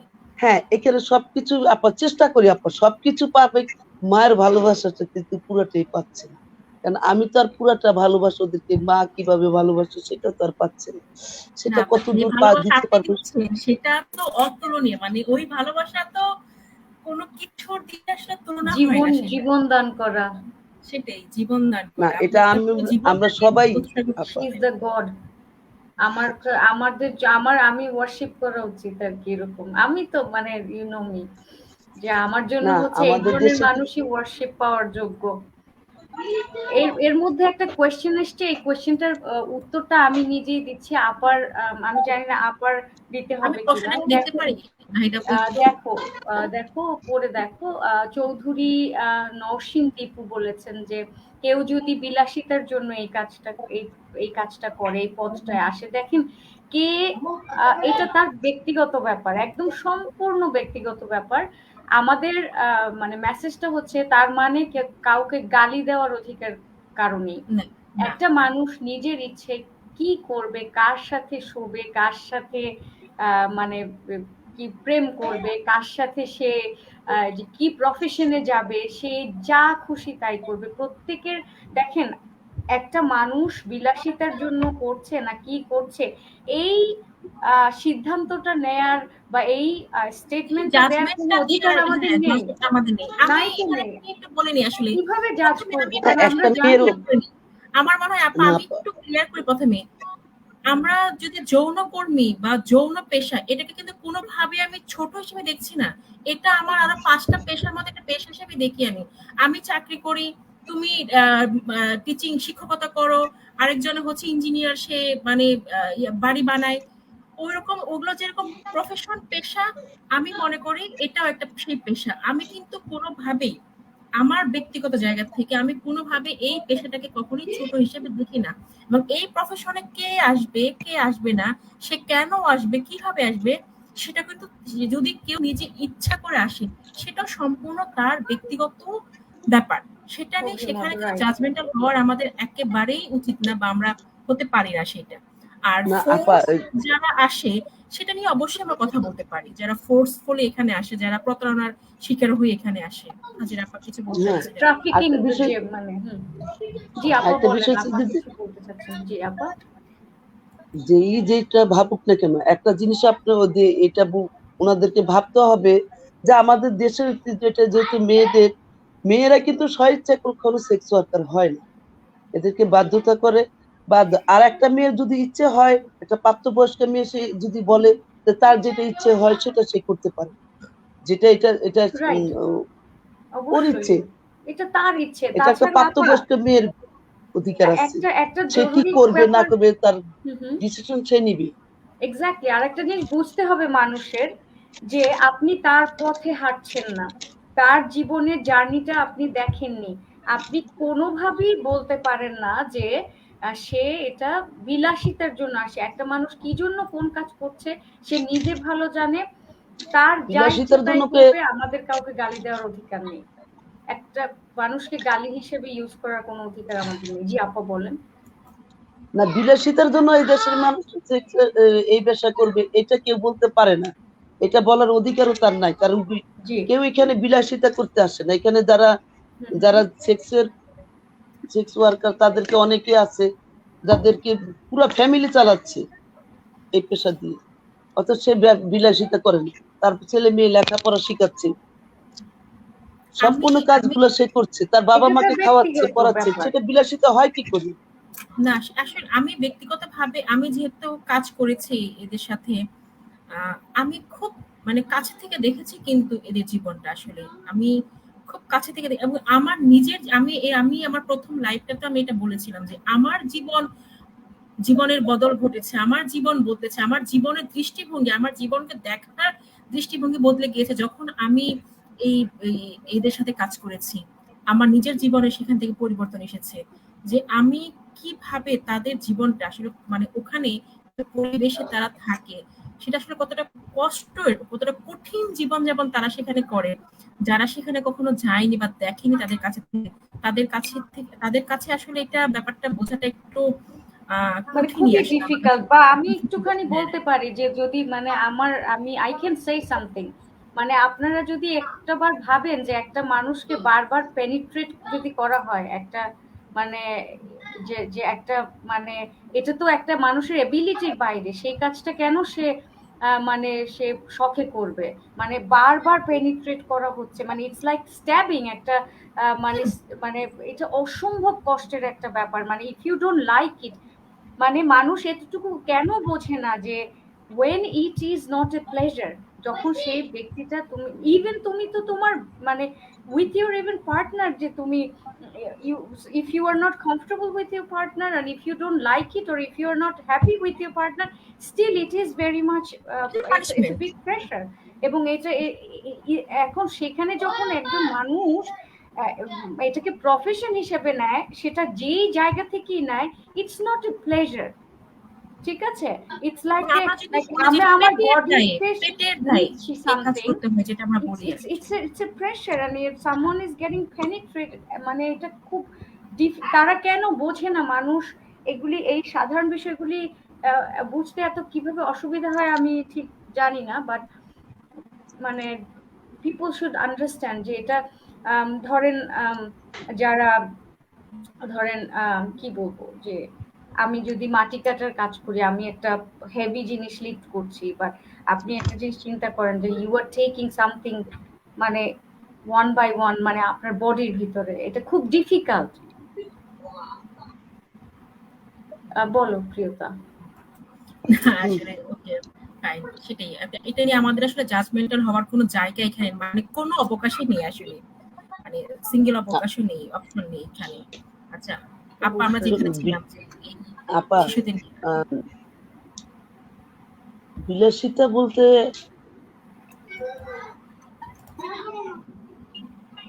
বিলাসিতা বলতে আমি কি বুঝি জানি না, আমার ওনারা কি বুঝি জানি না।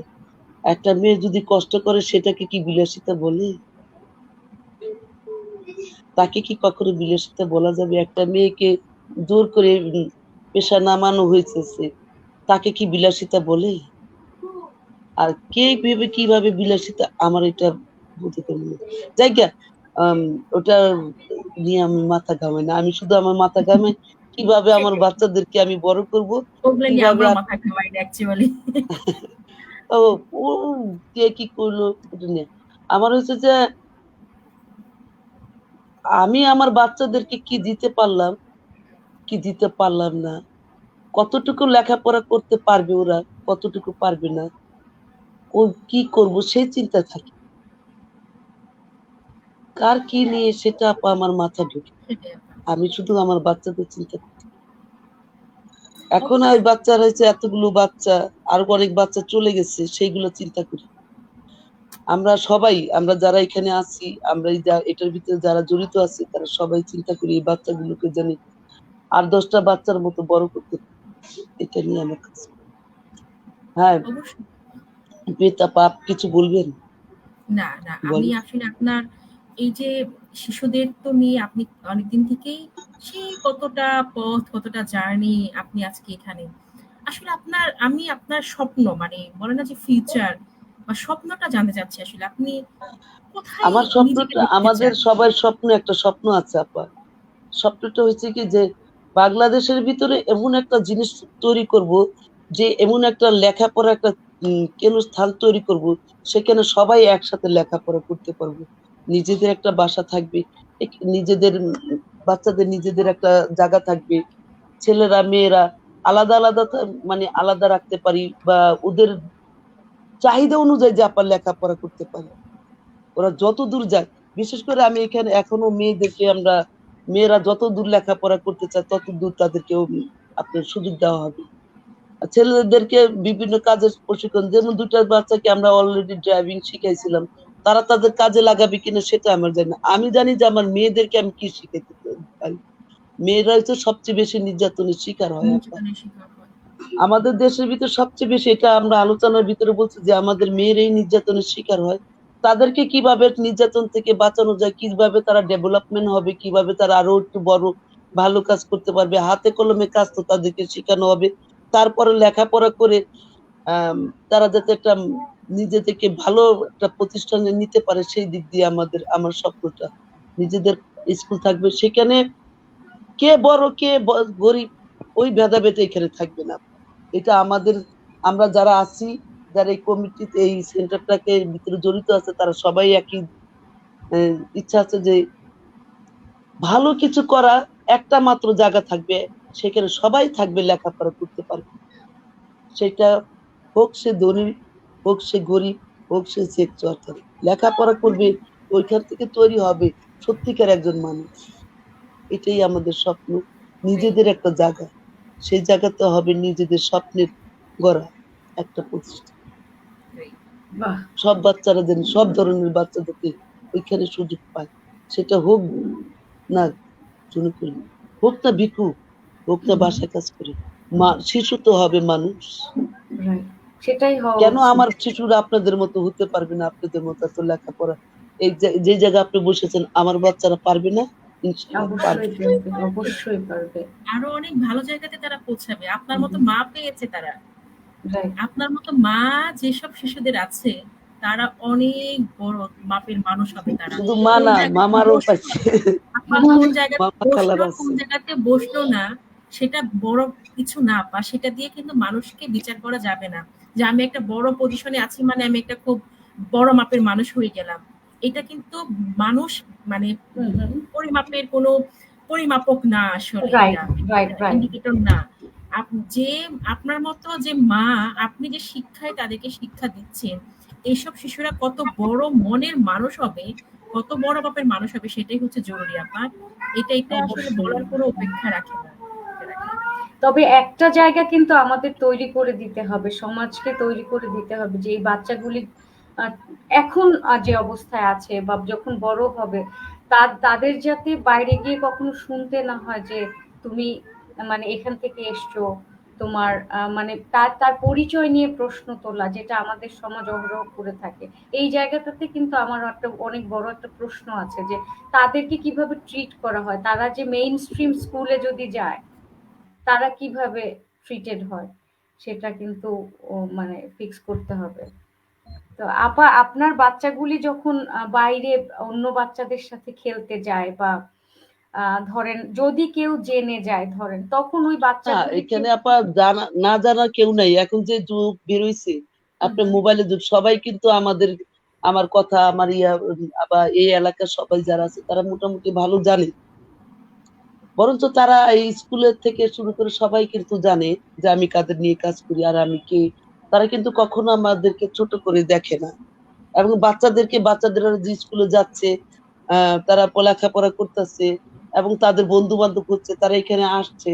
এটা আপনি এটা জানেন না, এই এলাকার অনেক ছেলে মেয়েরা আছে আমাদেরকে বা আমাদের সেন্টারকে অনেক সম্মান করে, বা আমাদেরকে অনেক মানে ভালো চোখে দেখে। এই এলাকায় যদি কেউ একটু মিলাদ হয়, আমাদের বাচ্চাদের জন্য কিছু না কিছু এখানে পাঠাবে। সেরকম একটা সম্পর্ক এই জায়গায় হয়ে গেছে। মানে গরিব হোক, আমাদের এলাকাটা কিন্তু একেবারে গরিব এলাকা।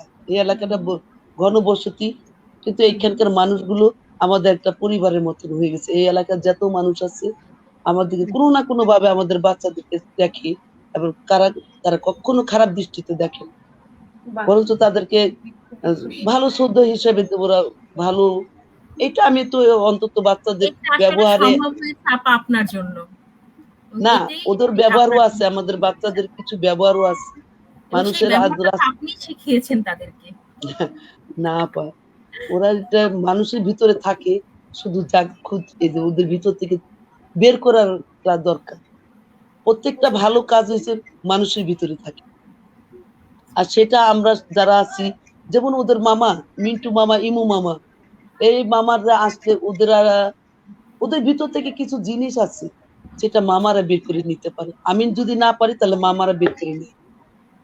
মানে ওদেরকে গাইড করলে ওরা অনেক কিছু করতে পারে বা আমরা অনেক একটা কিছু কথা বুঝতে পারে। বলি আপা, হোম ট্রেনিং, মানে আমরা আমাদের মানে আমি যে শিক্ষকতা করি তো আমিও বাচ্চাদের জি, পড়াই, তো আমরা একটা কথা বলি হোম ট্রেনিং, মানে ঘর থেকে যে শিক্ষাটা পায় সেটা খুব বড় ব্যাপার।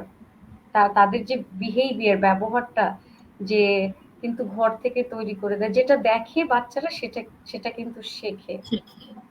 জি এবং বাচ্চাদের সেই যদি আমরা লার্নিংটা বারবার বলি এটা করো না। সারা জীবন থাকে এবং ওই হুম, লার্নিংটা সারা জীবন থাকে তার মধ্যে, যেটা সে ঘর থেকে রাইট। শিখে। না, ওরা আসলে এমনি বাচ্চাগুলো আপা খুবই ভদ্র। হয়তো একটু দুষ্টুমি, এতগুলো বাচ্চা থাকে একটু দুষ্টুমি করবে, এটা স্বাভাবিক। বাচ্চারা কিন্তু তো এমনি দুষ্ট। বাচ্চাগুলো খুবই ভদ্র এবং আশেপাশে মানুষগুলো ওদের জন্য ওদেরকে খুব ভালোই বলে, আমি যেটা দেখি।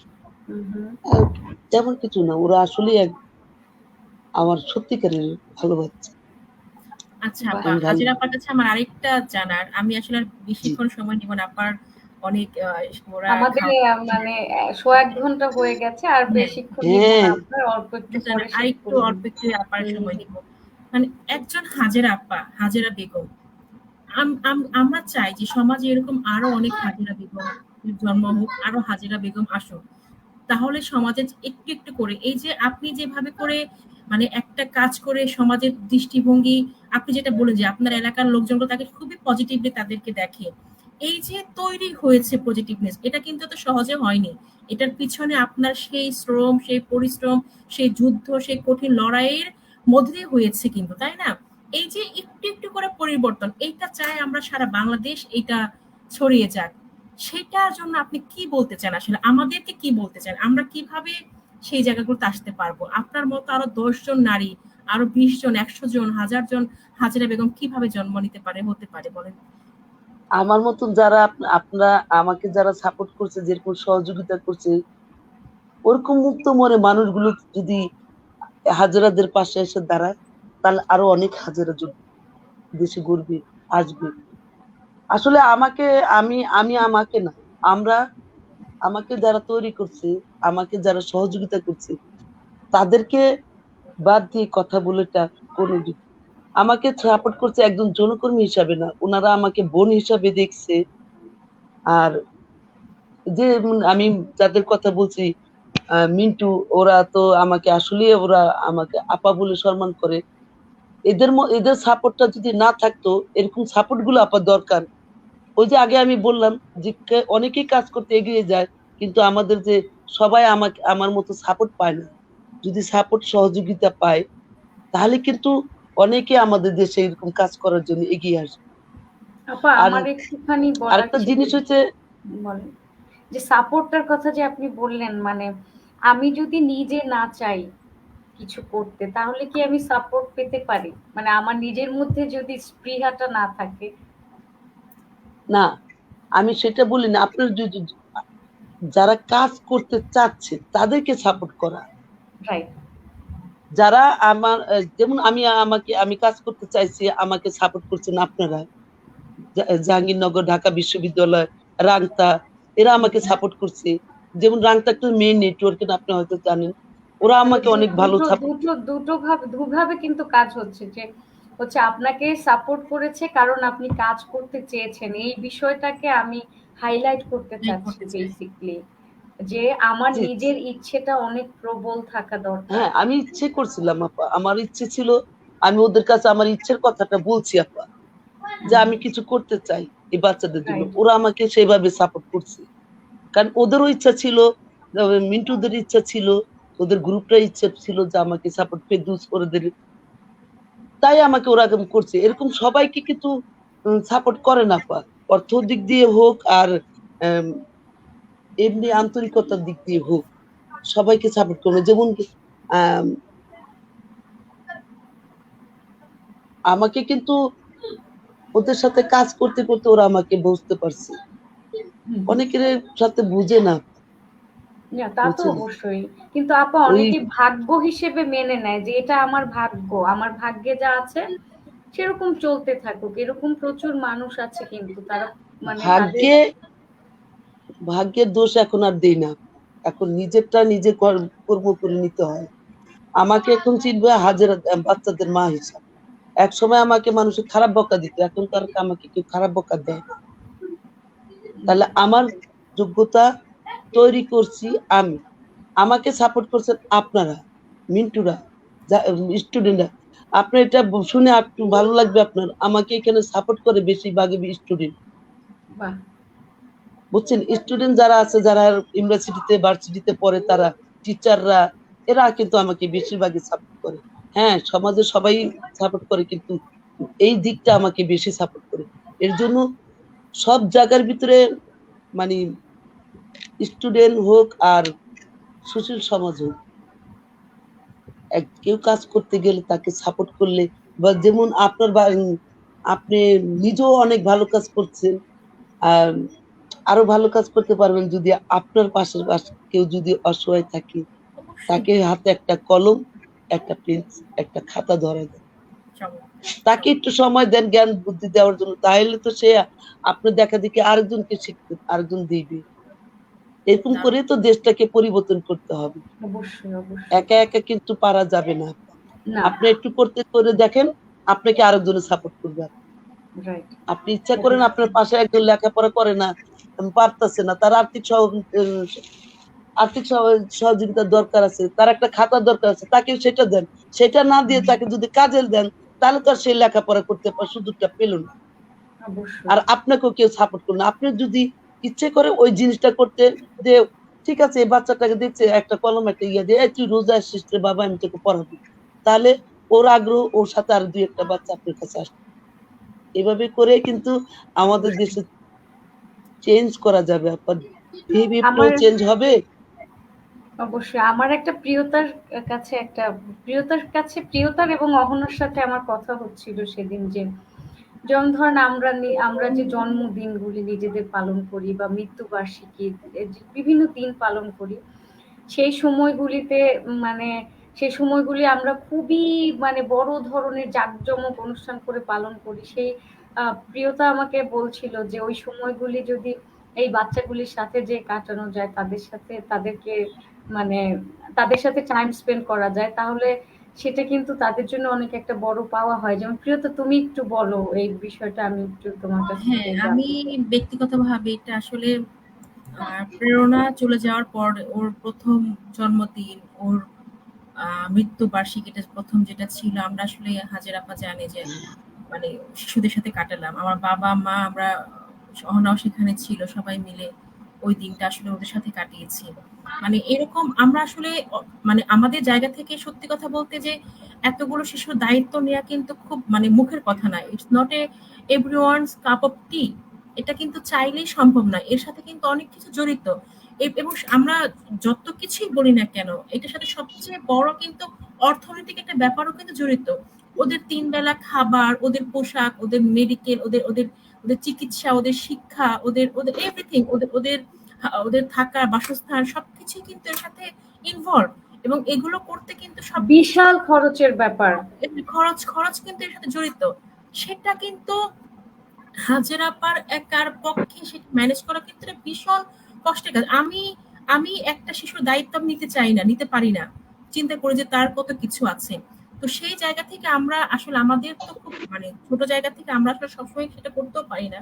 চেষ্টা করে এইসব যে দিনগুলো থাকে, বিশেষ দিনগুলো থাকে আমাদের জীবনে, সেটা কষ্টের হোক, আনন্দের হোক, মানে যতটুকুন পারা যায় একটু ওদেরকে সহায়তা করা, ওদের সাথে গিয়ে সেই দিনগুলোকে, কষ্টগুলো ভাগাভাগি করা, আনন্দটা ভাগাভাগি করা। ওই জায়গাগুলো থেকে আমি আমি পার্সোনালি আমি এটা করি।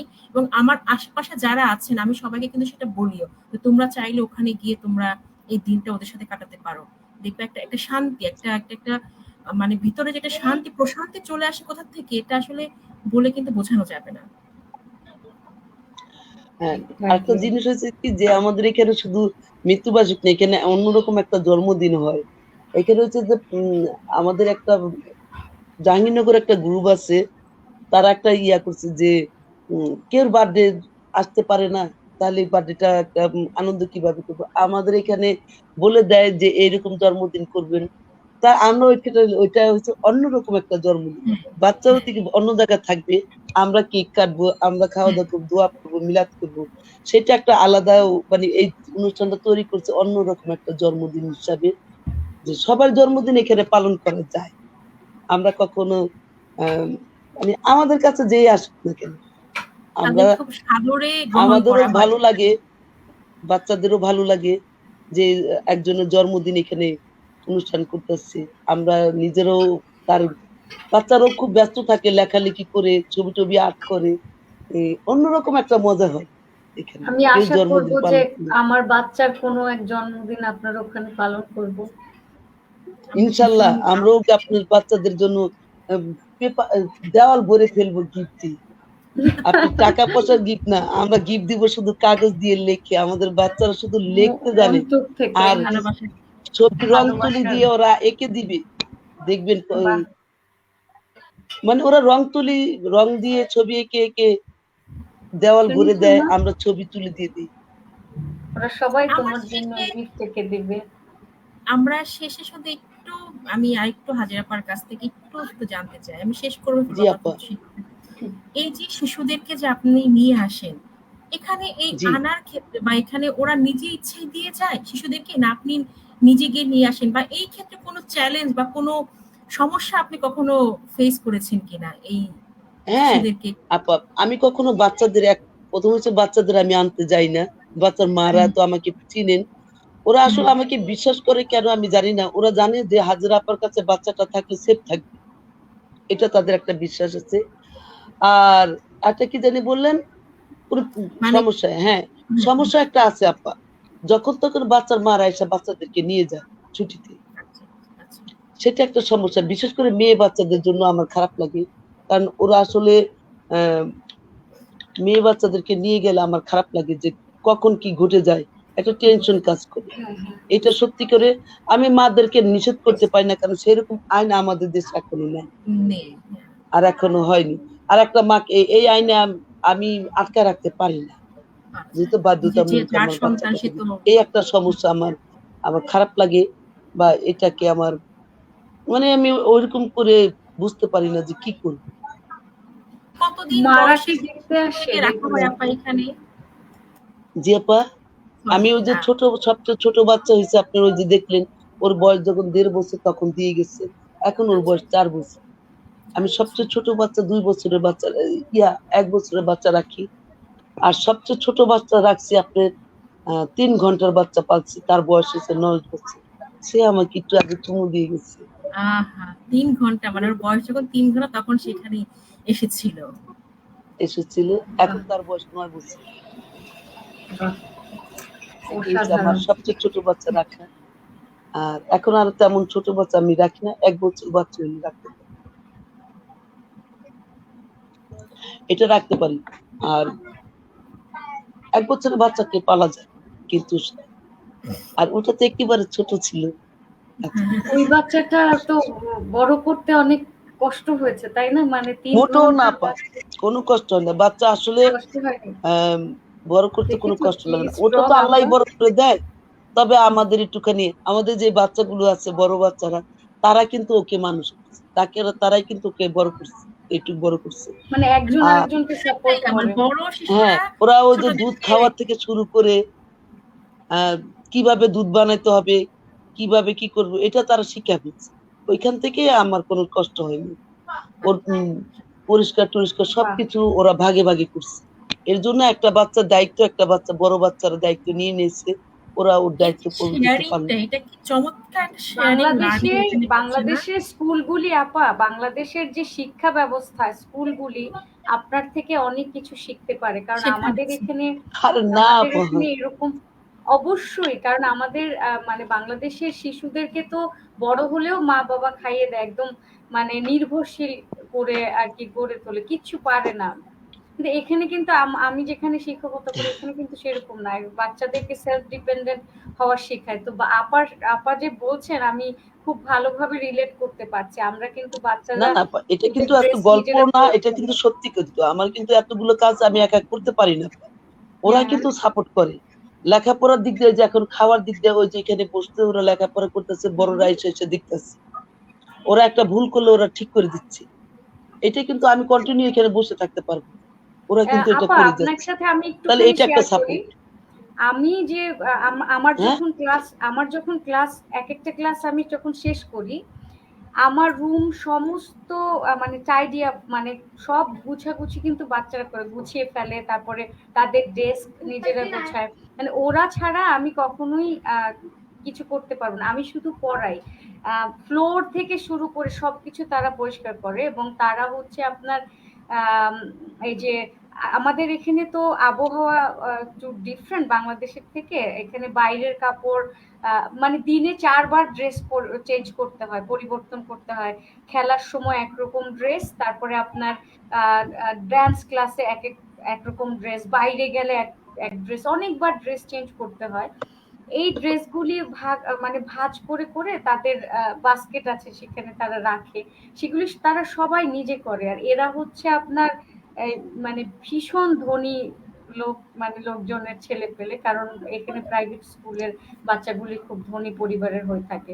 তারপরেও এভাবে করছে, কিন্তু আমাদের দেশ তো এরকম না, মানে আমাদের দেশে এইভাবে করছে না। তো এই যে শিক্ষা ব্যবস্থা, মানে আপনি যেটা করেছেন হয়তো আপনি নিজে থেকেই কাজটি করেছেন, কিন্তু এই সমস্ত দেশে কিন্তু এরকম হয়। তো যার জন্য আমি খুবই অবাক হয়েছি, আমি ভীষণ অবাক হয়েছি যে বড় বাচ্চাগুলি ছোট বাচ্চাদের দেখাশোনা করছে, আপনাকে সাপোর্ট করছে, বা ছোট শিশু যে আসছে একদম নিউবর্ন, তাদেরকেও তারা যে মেয়ে বাচ্চাগুলিকে দেখিয়েছিলেন তখন, এগুলি একটা হ্যাঁ অসাধারণ মানে মানে শিক্ষা আমরা যেটা পেতে পারি, বা আমাদের স্কুলগুলি আপনার এখানে এই মডেলটাকে ফলো করতে পারে।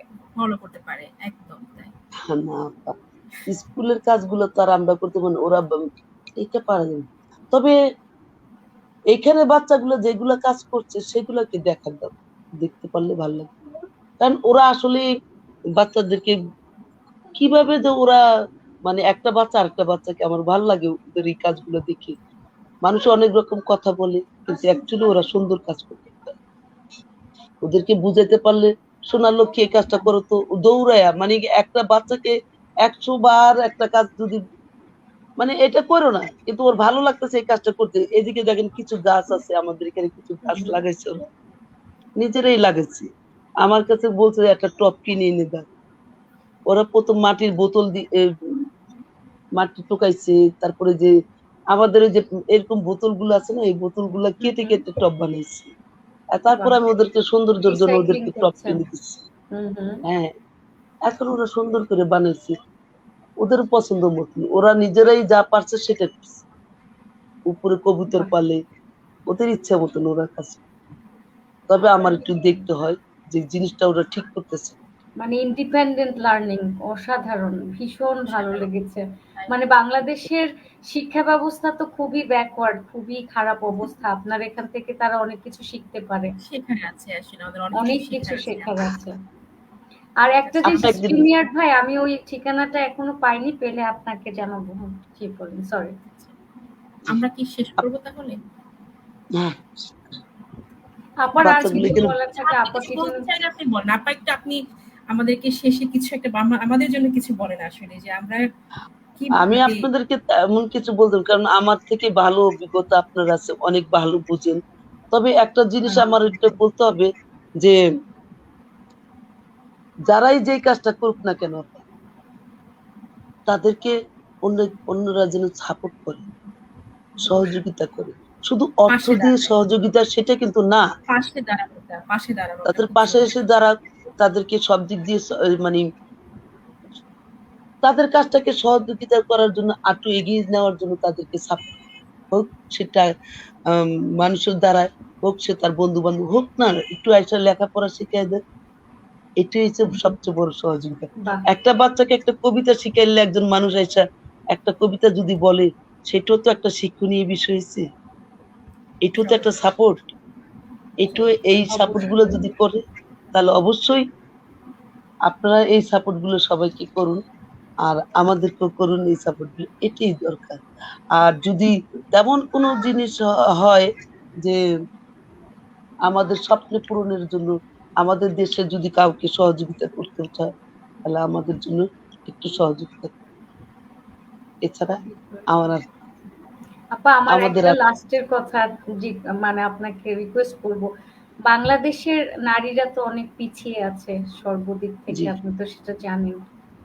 আম, বা প্রতিনিয়ত সহিংসতার শিকার হয় তারা। আপনার বাংলাদেশের নারীদের বা মানে একদম ইয়াং যারা আছে তাদের জন্য আপনি একটা মেসেজ দেন, তাদের তাদের প্রতি আপনার একটা বার্তা যদি পৌঁছে দেন। না, আমি তাদেরকে তারা আমার থেকে হয়তো জ্ঞানী হতে পারে। কিন্তু আমি আসলে একটা মেসেজ দিতে পারি যে এটা যে মানুষের কখনো কোনো জিনিসে কে ছোট করে দেখতে নাই। এটা শোক না। যদি কেউ কিছু করতে চায় তাহলে তার মন থেকে যাতে সে মন থেকে এই জিনিসটাকে গ্রহণ করুক এবং তাকে সেভাবে সেই কাজটা করুক। সেটা ইয়াং এখনকার যারা আছে তারা কিন্তু অনেক ভালো কাজ করছে। আমাদের যে এখনকে যে হোক সেই ইয়াং কিন্তু ভালো কাজ করুক, ভালোভাবে শুধু নিজেকে একেবারে ছোট করে দেখার জন্য যাতে তারা নিজেকে ছোট না করুক। কেউ কিছু হয়ে গেলে এখনকার জীবনে দেখা গেছে যে একটা মানুষ একটা ধর্ষণের শিকার হলে সে সুইসাইড করে। আসলে এটা ঠিক, এটা কিন্তু জীবন গড়া না, এটাকে জীবন বলে না।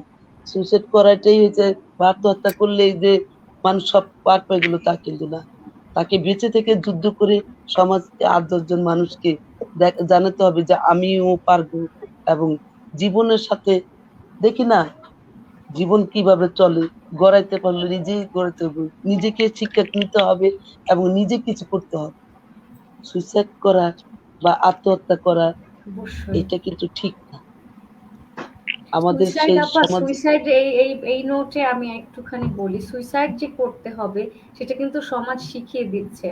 সমাজে মানে রেডিও, টিভি, এই সমস্ত নাটক, গল্পের বই পড়লে আমরা জানতে পারি যে আমি একটু যার বলি কোনো আপা, উপায় না থাকে সে সমাজে আত্মহত্যা ওই যে করবে। একটু বলি আপা, সমাজ বলেন আপা। শিখাই দিচ্ছে সেই জিনিসটা করবো সেটা কিন্তু না।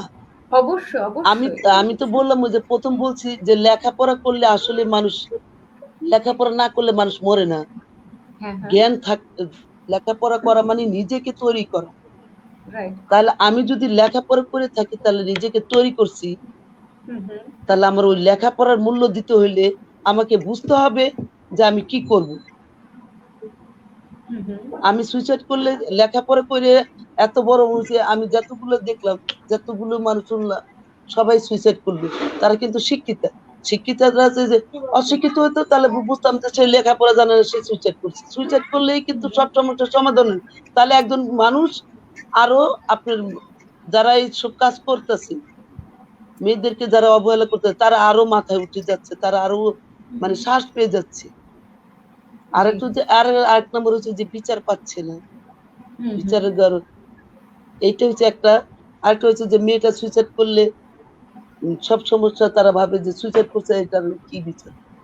বেঁচে থাকতো সে জি। আন্দোলন করতো, সে নিজেকে উম, নিজে থেকে যদি একটা কিছু করতে পারতো বেঁচে থেকে, তাহলে সেটা হচ্ছে সত্যিকার একজন ভালো কাজ হতো। আমার মনে হয় বেঁচে থেকে যুদ্ধ করো, মরে গিয়ে কি অবশ্যই, করবা। অবশ্যই। এটি হচ্ছে আমার শেষ কথা। যারা কোনো ধরনের কোনো সমস্যা পড়লে নিজেকে ছোট করে দেখা দরকার নেই। নিজে অবশ্যই। কিভাবে বাঁচবো সেটা আগে দেখি, ওকে কিভাবে জি। দেখাবো সেটাই দেখি। কারণ আমি তো এখন আর লেখাপড়া ছাড়া না, আমি তো একটুখানি জ্ঞান আছে, জ্ঞানটাকে কাজে অবশ্যই। লাগাও। অবশ্যই আপা, অবশ্যই। আপনাদের অশেষ এখন আছি, কৃতজ্ঞতা আপা, অশেষ আর কৃতজ্ঞতা। কিছু আছে? না না আপা, আমরা শেষ আম, করবো আপা। আমরা শেষ করে আমি দিচ্ছি। হ্যাঁ, নাহিদ আপু পড়বে, আমি একটু বলে তারপর নাহিদ আপুকে দিচ্ছি। বলো। আসলে আপনার প্রতি কৃতজ্ঞতা জানানোর ভাষা আসলে আমাদের নেই। মানে না এত আপনাকে যত কৃতজ্ঞতা জানাইন না। এটা ভালো বলেছেন আপার এক মানে অনেক কথা বলেছি আমরা, শেষ কথাটা আসলে এটা আমার মনে হলো যে গেঁথে গেল একেবারে, যে বেঁচে থেকে লড়াই করতে হবে। মরে জি, যাওয়া, হেরে যাওয়া কোনো সমাধান না। লড়াইটা করতে হবে, লড়াই করেই বাঁচতে হবে আমাদের। আমরা নারীরা এই সমাজে আসলে লড়াই করেই আমাদের বেঁচে থাকতে হবে। আমাদের জন্য একদম কেউ একটা সুন্দর পথ তৈরি করে রাখবে না, কেউ দিবে না। আমাদের পথটা আমাদেরকেই তৈরি করে নিতে হবে এবং তৈরি সেখানে করে নিতে হবে আপা। তৈরি করে নিতে হবে এবং সেই জন্য আমাদেরকে আসলে লড়াই করতে হবে। লড়াই করে বেঁচে থেকে আমাদেরকে প্রমাণ করতে হবে যে না, আমরা আসলে তোমাদের চেয়ে অনেক ভালো কিছু করতে পারি। রাইট। তোমাদের সমান না, তোমাদের চেয়ে বেশি কিছু করতে পারি। অসংখ্য ধন্যবাদ আপা। আমার অসংখ্য কৃতজ্ঞতা। আমার ভিতর থেকে ভালোবাসা আপনার জন্য সবসময়ই থাকবে। জি, আমরা আশা করব ভবিষ্যতে আবার আপনাকে আমরা পাবো আমাদের এই আলোচনার মধ্যে। আপনি ভালো ইনশাআল্লাহ, থাকবেন, সুস্থ থাকবেন এবং এই শিশুদের, আমাদের পক্ষ থেকে শিশুদের জন্য ভালোবাসা আপনি দিবেন। ধন্যবাদ। ইনশাআল্লাহ। আসসালামু আলাইকুম। নাহিদ তো আপু। মানে আপাতত চলে গেছে, তো আমি তারপরেও মানে শেষটুকু বলে দিচ্ছি যে আপা, মানে আপনি আজকে আমাদের পেজটাকে ভীষণভাবে সম্মানিত করেছেন। আপনি আসাতে মানে আমরা যে কি পরিমাণ খুশি হয়েছি। প্রিয়তাকে একদিন বলেছিলাম যে আপাকে মানে আমাদের পেজে আনতে হবে, এবং প্রিয়তা হচ্ছে অসাধ্য সাধন করতে পারে। প্রিয়তাকে অসংখ্য প্রিয়তাকে ধন্যবাদ দিয়ে আসলে আমি শেষ করতে পারি না। ছোট আম করবেন না। তার মানে প্রিয়তা আজকে যে কাজটা করেছে সেটা হয়তো কেউ জানে না। প্রিয়তা আপার বাসায় গিয়ে আপাকে স্ট্রিমিয়ার সেট করে দিয়ে তারপরে এসছে। এরকম একটা কাজ কজন করতে পারে আমি জানি না। এবং এই ধরনের কাজ প্রিয়তা প্রায় করে থাকেন। আজকে তুমি কষ্ট করে গিয়েছো আপার বাসা পর্যন্ত, কোনো কষ্ট না, এবং আপনার বাসায় যেতে আমি সবকিছু ভালোবাসি। মানে জি, সেটাই তো। মানে আমার জন্য, আমাদের অরার জন্য তুমি হচ্ছে আমাদের হচ্ছে প্রাণ, প্রিয়তা। মানে মানে we love you so much obviously. এবং আপা আপনাকে জি, আমরা ভীষণ ভালোবাসি। আমরা আচ্ছা, সব সময় আপনার সাথে আছি। কখনো আপনি আপনি হচ্ছেন অনলাইন হোক অফলাইন হোক, যখন আপনার ইচ্ছে করবে আপনি আমাদের সাথে এসে কথা বলবেন, বা আমরা মানুষকে বলবো যাতে তারা সহযোগিতার হাত বাড়িয়ে দেয়। অনেক লাক্সারি করে থাকি আমরা আমাদের জন্মদিনগুলি, বা ওই যে আপনি বলেছেন একটা কবিতাও যদি শিখিয়ে দিতে পারে সেটাও অনেক হুম, বড় পাওয়া। বা একটু একটু সময় পাশে গিয়ে বসলেও বাচ্চাগুলি অনেক অনুপ্রেরণা পাবে, এবং একদম। তাদেরকে যাতে আমরা অ্যাকসেপ্ট করি মানে মানুষ হিসেবে, এবং মানে তাদের প্রতি যে ভালোবাসার হাত বাড়ি মানে আপনার যে বাচ্চাগুলি, এছাড়াও আমাদের প্রচুর পথ শিশু রয়েছে। প্রিয়তা শিশুদের জি, নিয়ে কাজ করে, ও খুব ভালো জানে মানে শিশুদের আমাদের সাহায্যের অনেক অনেক বেশি প্রয়োজন। আম, তো আপা আপনি একটা অসাধারণ কাজ করছেন।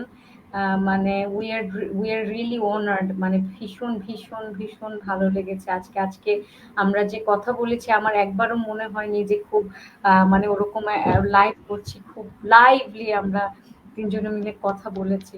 ভীষণ ভালো লেগেছে আপনাদের বাচ্চাগুলিকে দেখে, ভীষণ ভালো লেগেছে। এবং দর্শকরা যারা আছেন তারাও হচ্ছে অনেক সুন্দর কমেন্ট করেছেন। অনেক সুন্দর মানে অনেক অনুপ্রেরণা জুগিয়েছেন। আশা করি সবাই হাজেরা আপার সাথে থাকবেন, শিশুগুলির সাথে থাকবেন। জি, আমরা সবাই মিলে তাদের ভবিষ্যৎকে নিশ্চিত করতে পারবো এই কামনা করি। আর আমি মানে আশা করি যে পলিসি লেভেলের যে লোকজন আছে সরকারের পক্ষ থেকে যেন অবশ্যই মানে এটা খুবই প্রয়োজন। আমরা যদি বলি যে না, সাধারণ মানুষের সহযোগিতায় আগাতে হবে, আমার কাছে মনে হয় অবশ্যই মানে সরকারের সহযোগিতা দরকার। কারণ এটা অসম্ভব। আপনারা বুঝতেই পারছেন আমাদের ছোট্ট একটা সংসার চালাতে কি পরিমাণ খরচ হয়। সেখানে আপার একটা বড় সংসার, অনেকগুলি সন্তান, এবং আপার সংসারে আমাদের সবার ভালোবাসা এবং সাপোর্ট খুবই জরুরি। আপা আপনি আপনার হাসিটা দেখলে মনটা ভরে যায়। এবং আমরা চাইবো আপনি সবসময় হাসবেন। আমরা সবাই আপনার সাথে আছি। আম, আপনাকে অসংখ্য ধন্যবাদ। আপনি যে কাজটা করছেন সেই জন্য অসংখ্য ধন্যবাদ। We love you so much. আমরা এন্ড উই লাভ ইয়োর মানে আপনার বাচ্চাগুলির প্রতি ভীষণ অনেক ভালোবাসা আর শুভেচ্ছা। আশা করি আপনি আপনি আরো দিন আরো অনেক এগিয়ে যান। সবাইকে অসংখ্য ধন্যবাদ জানিয়ে তাহলে আজকের স্ট্রিমিংটা শেষ করছি।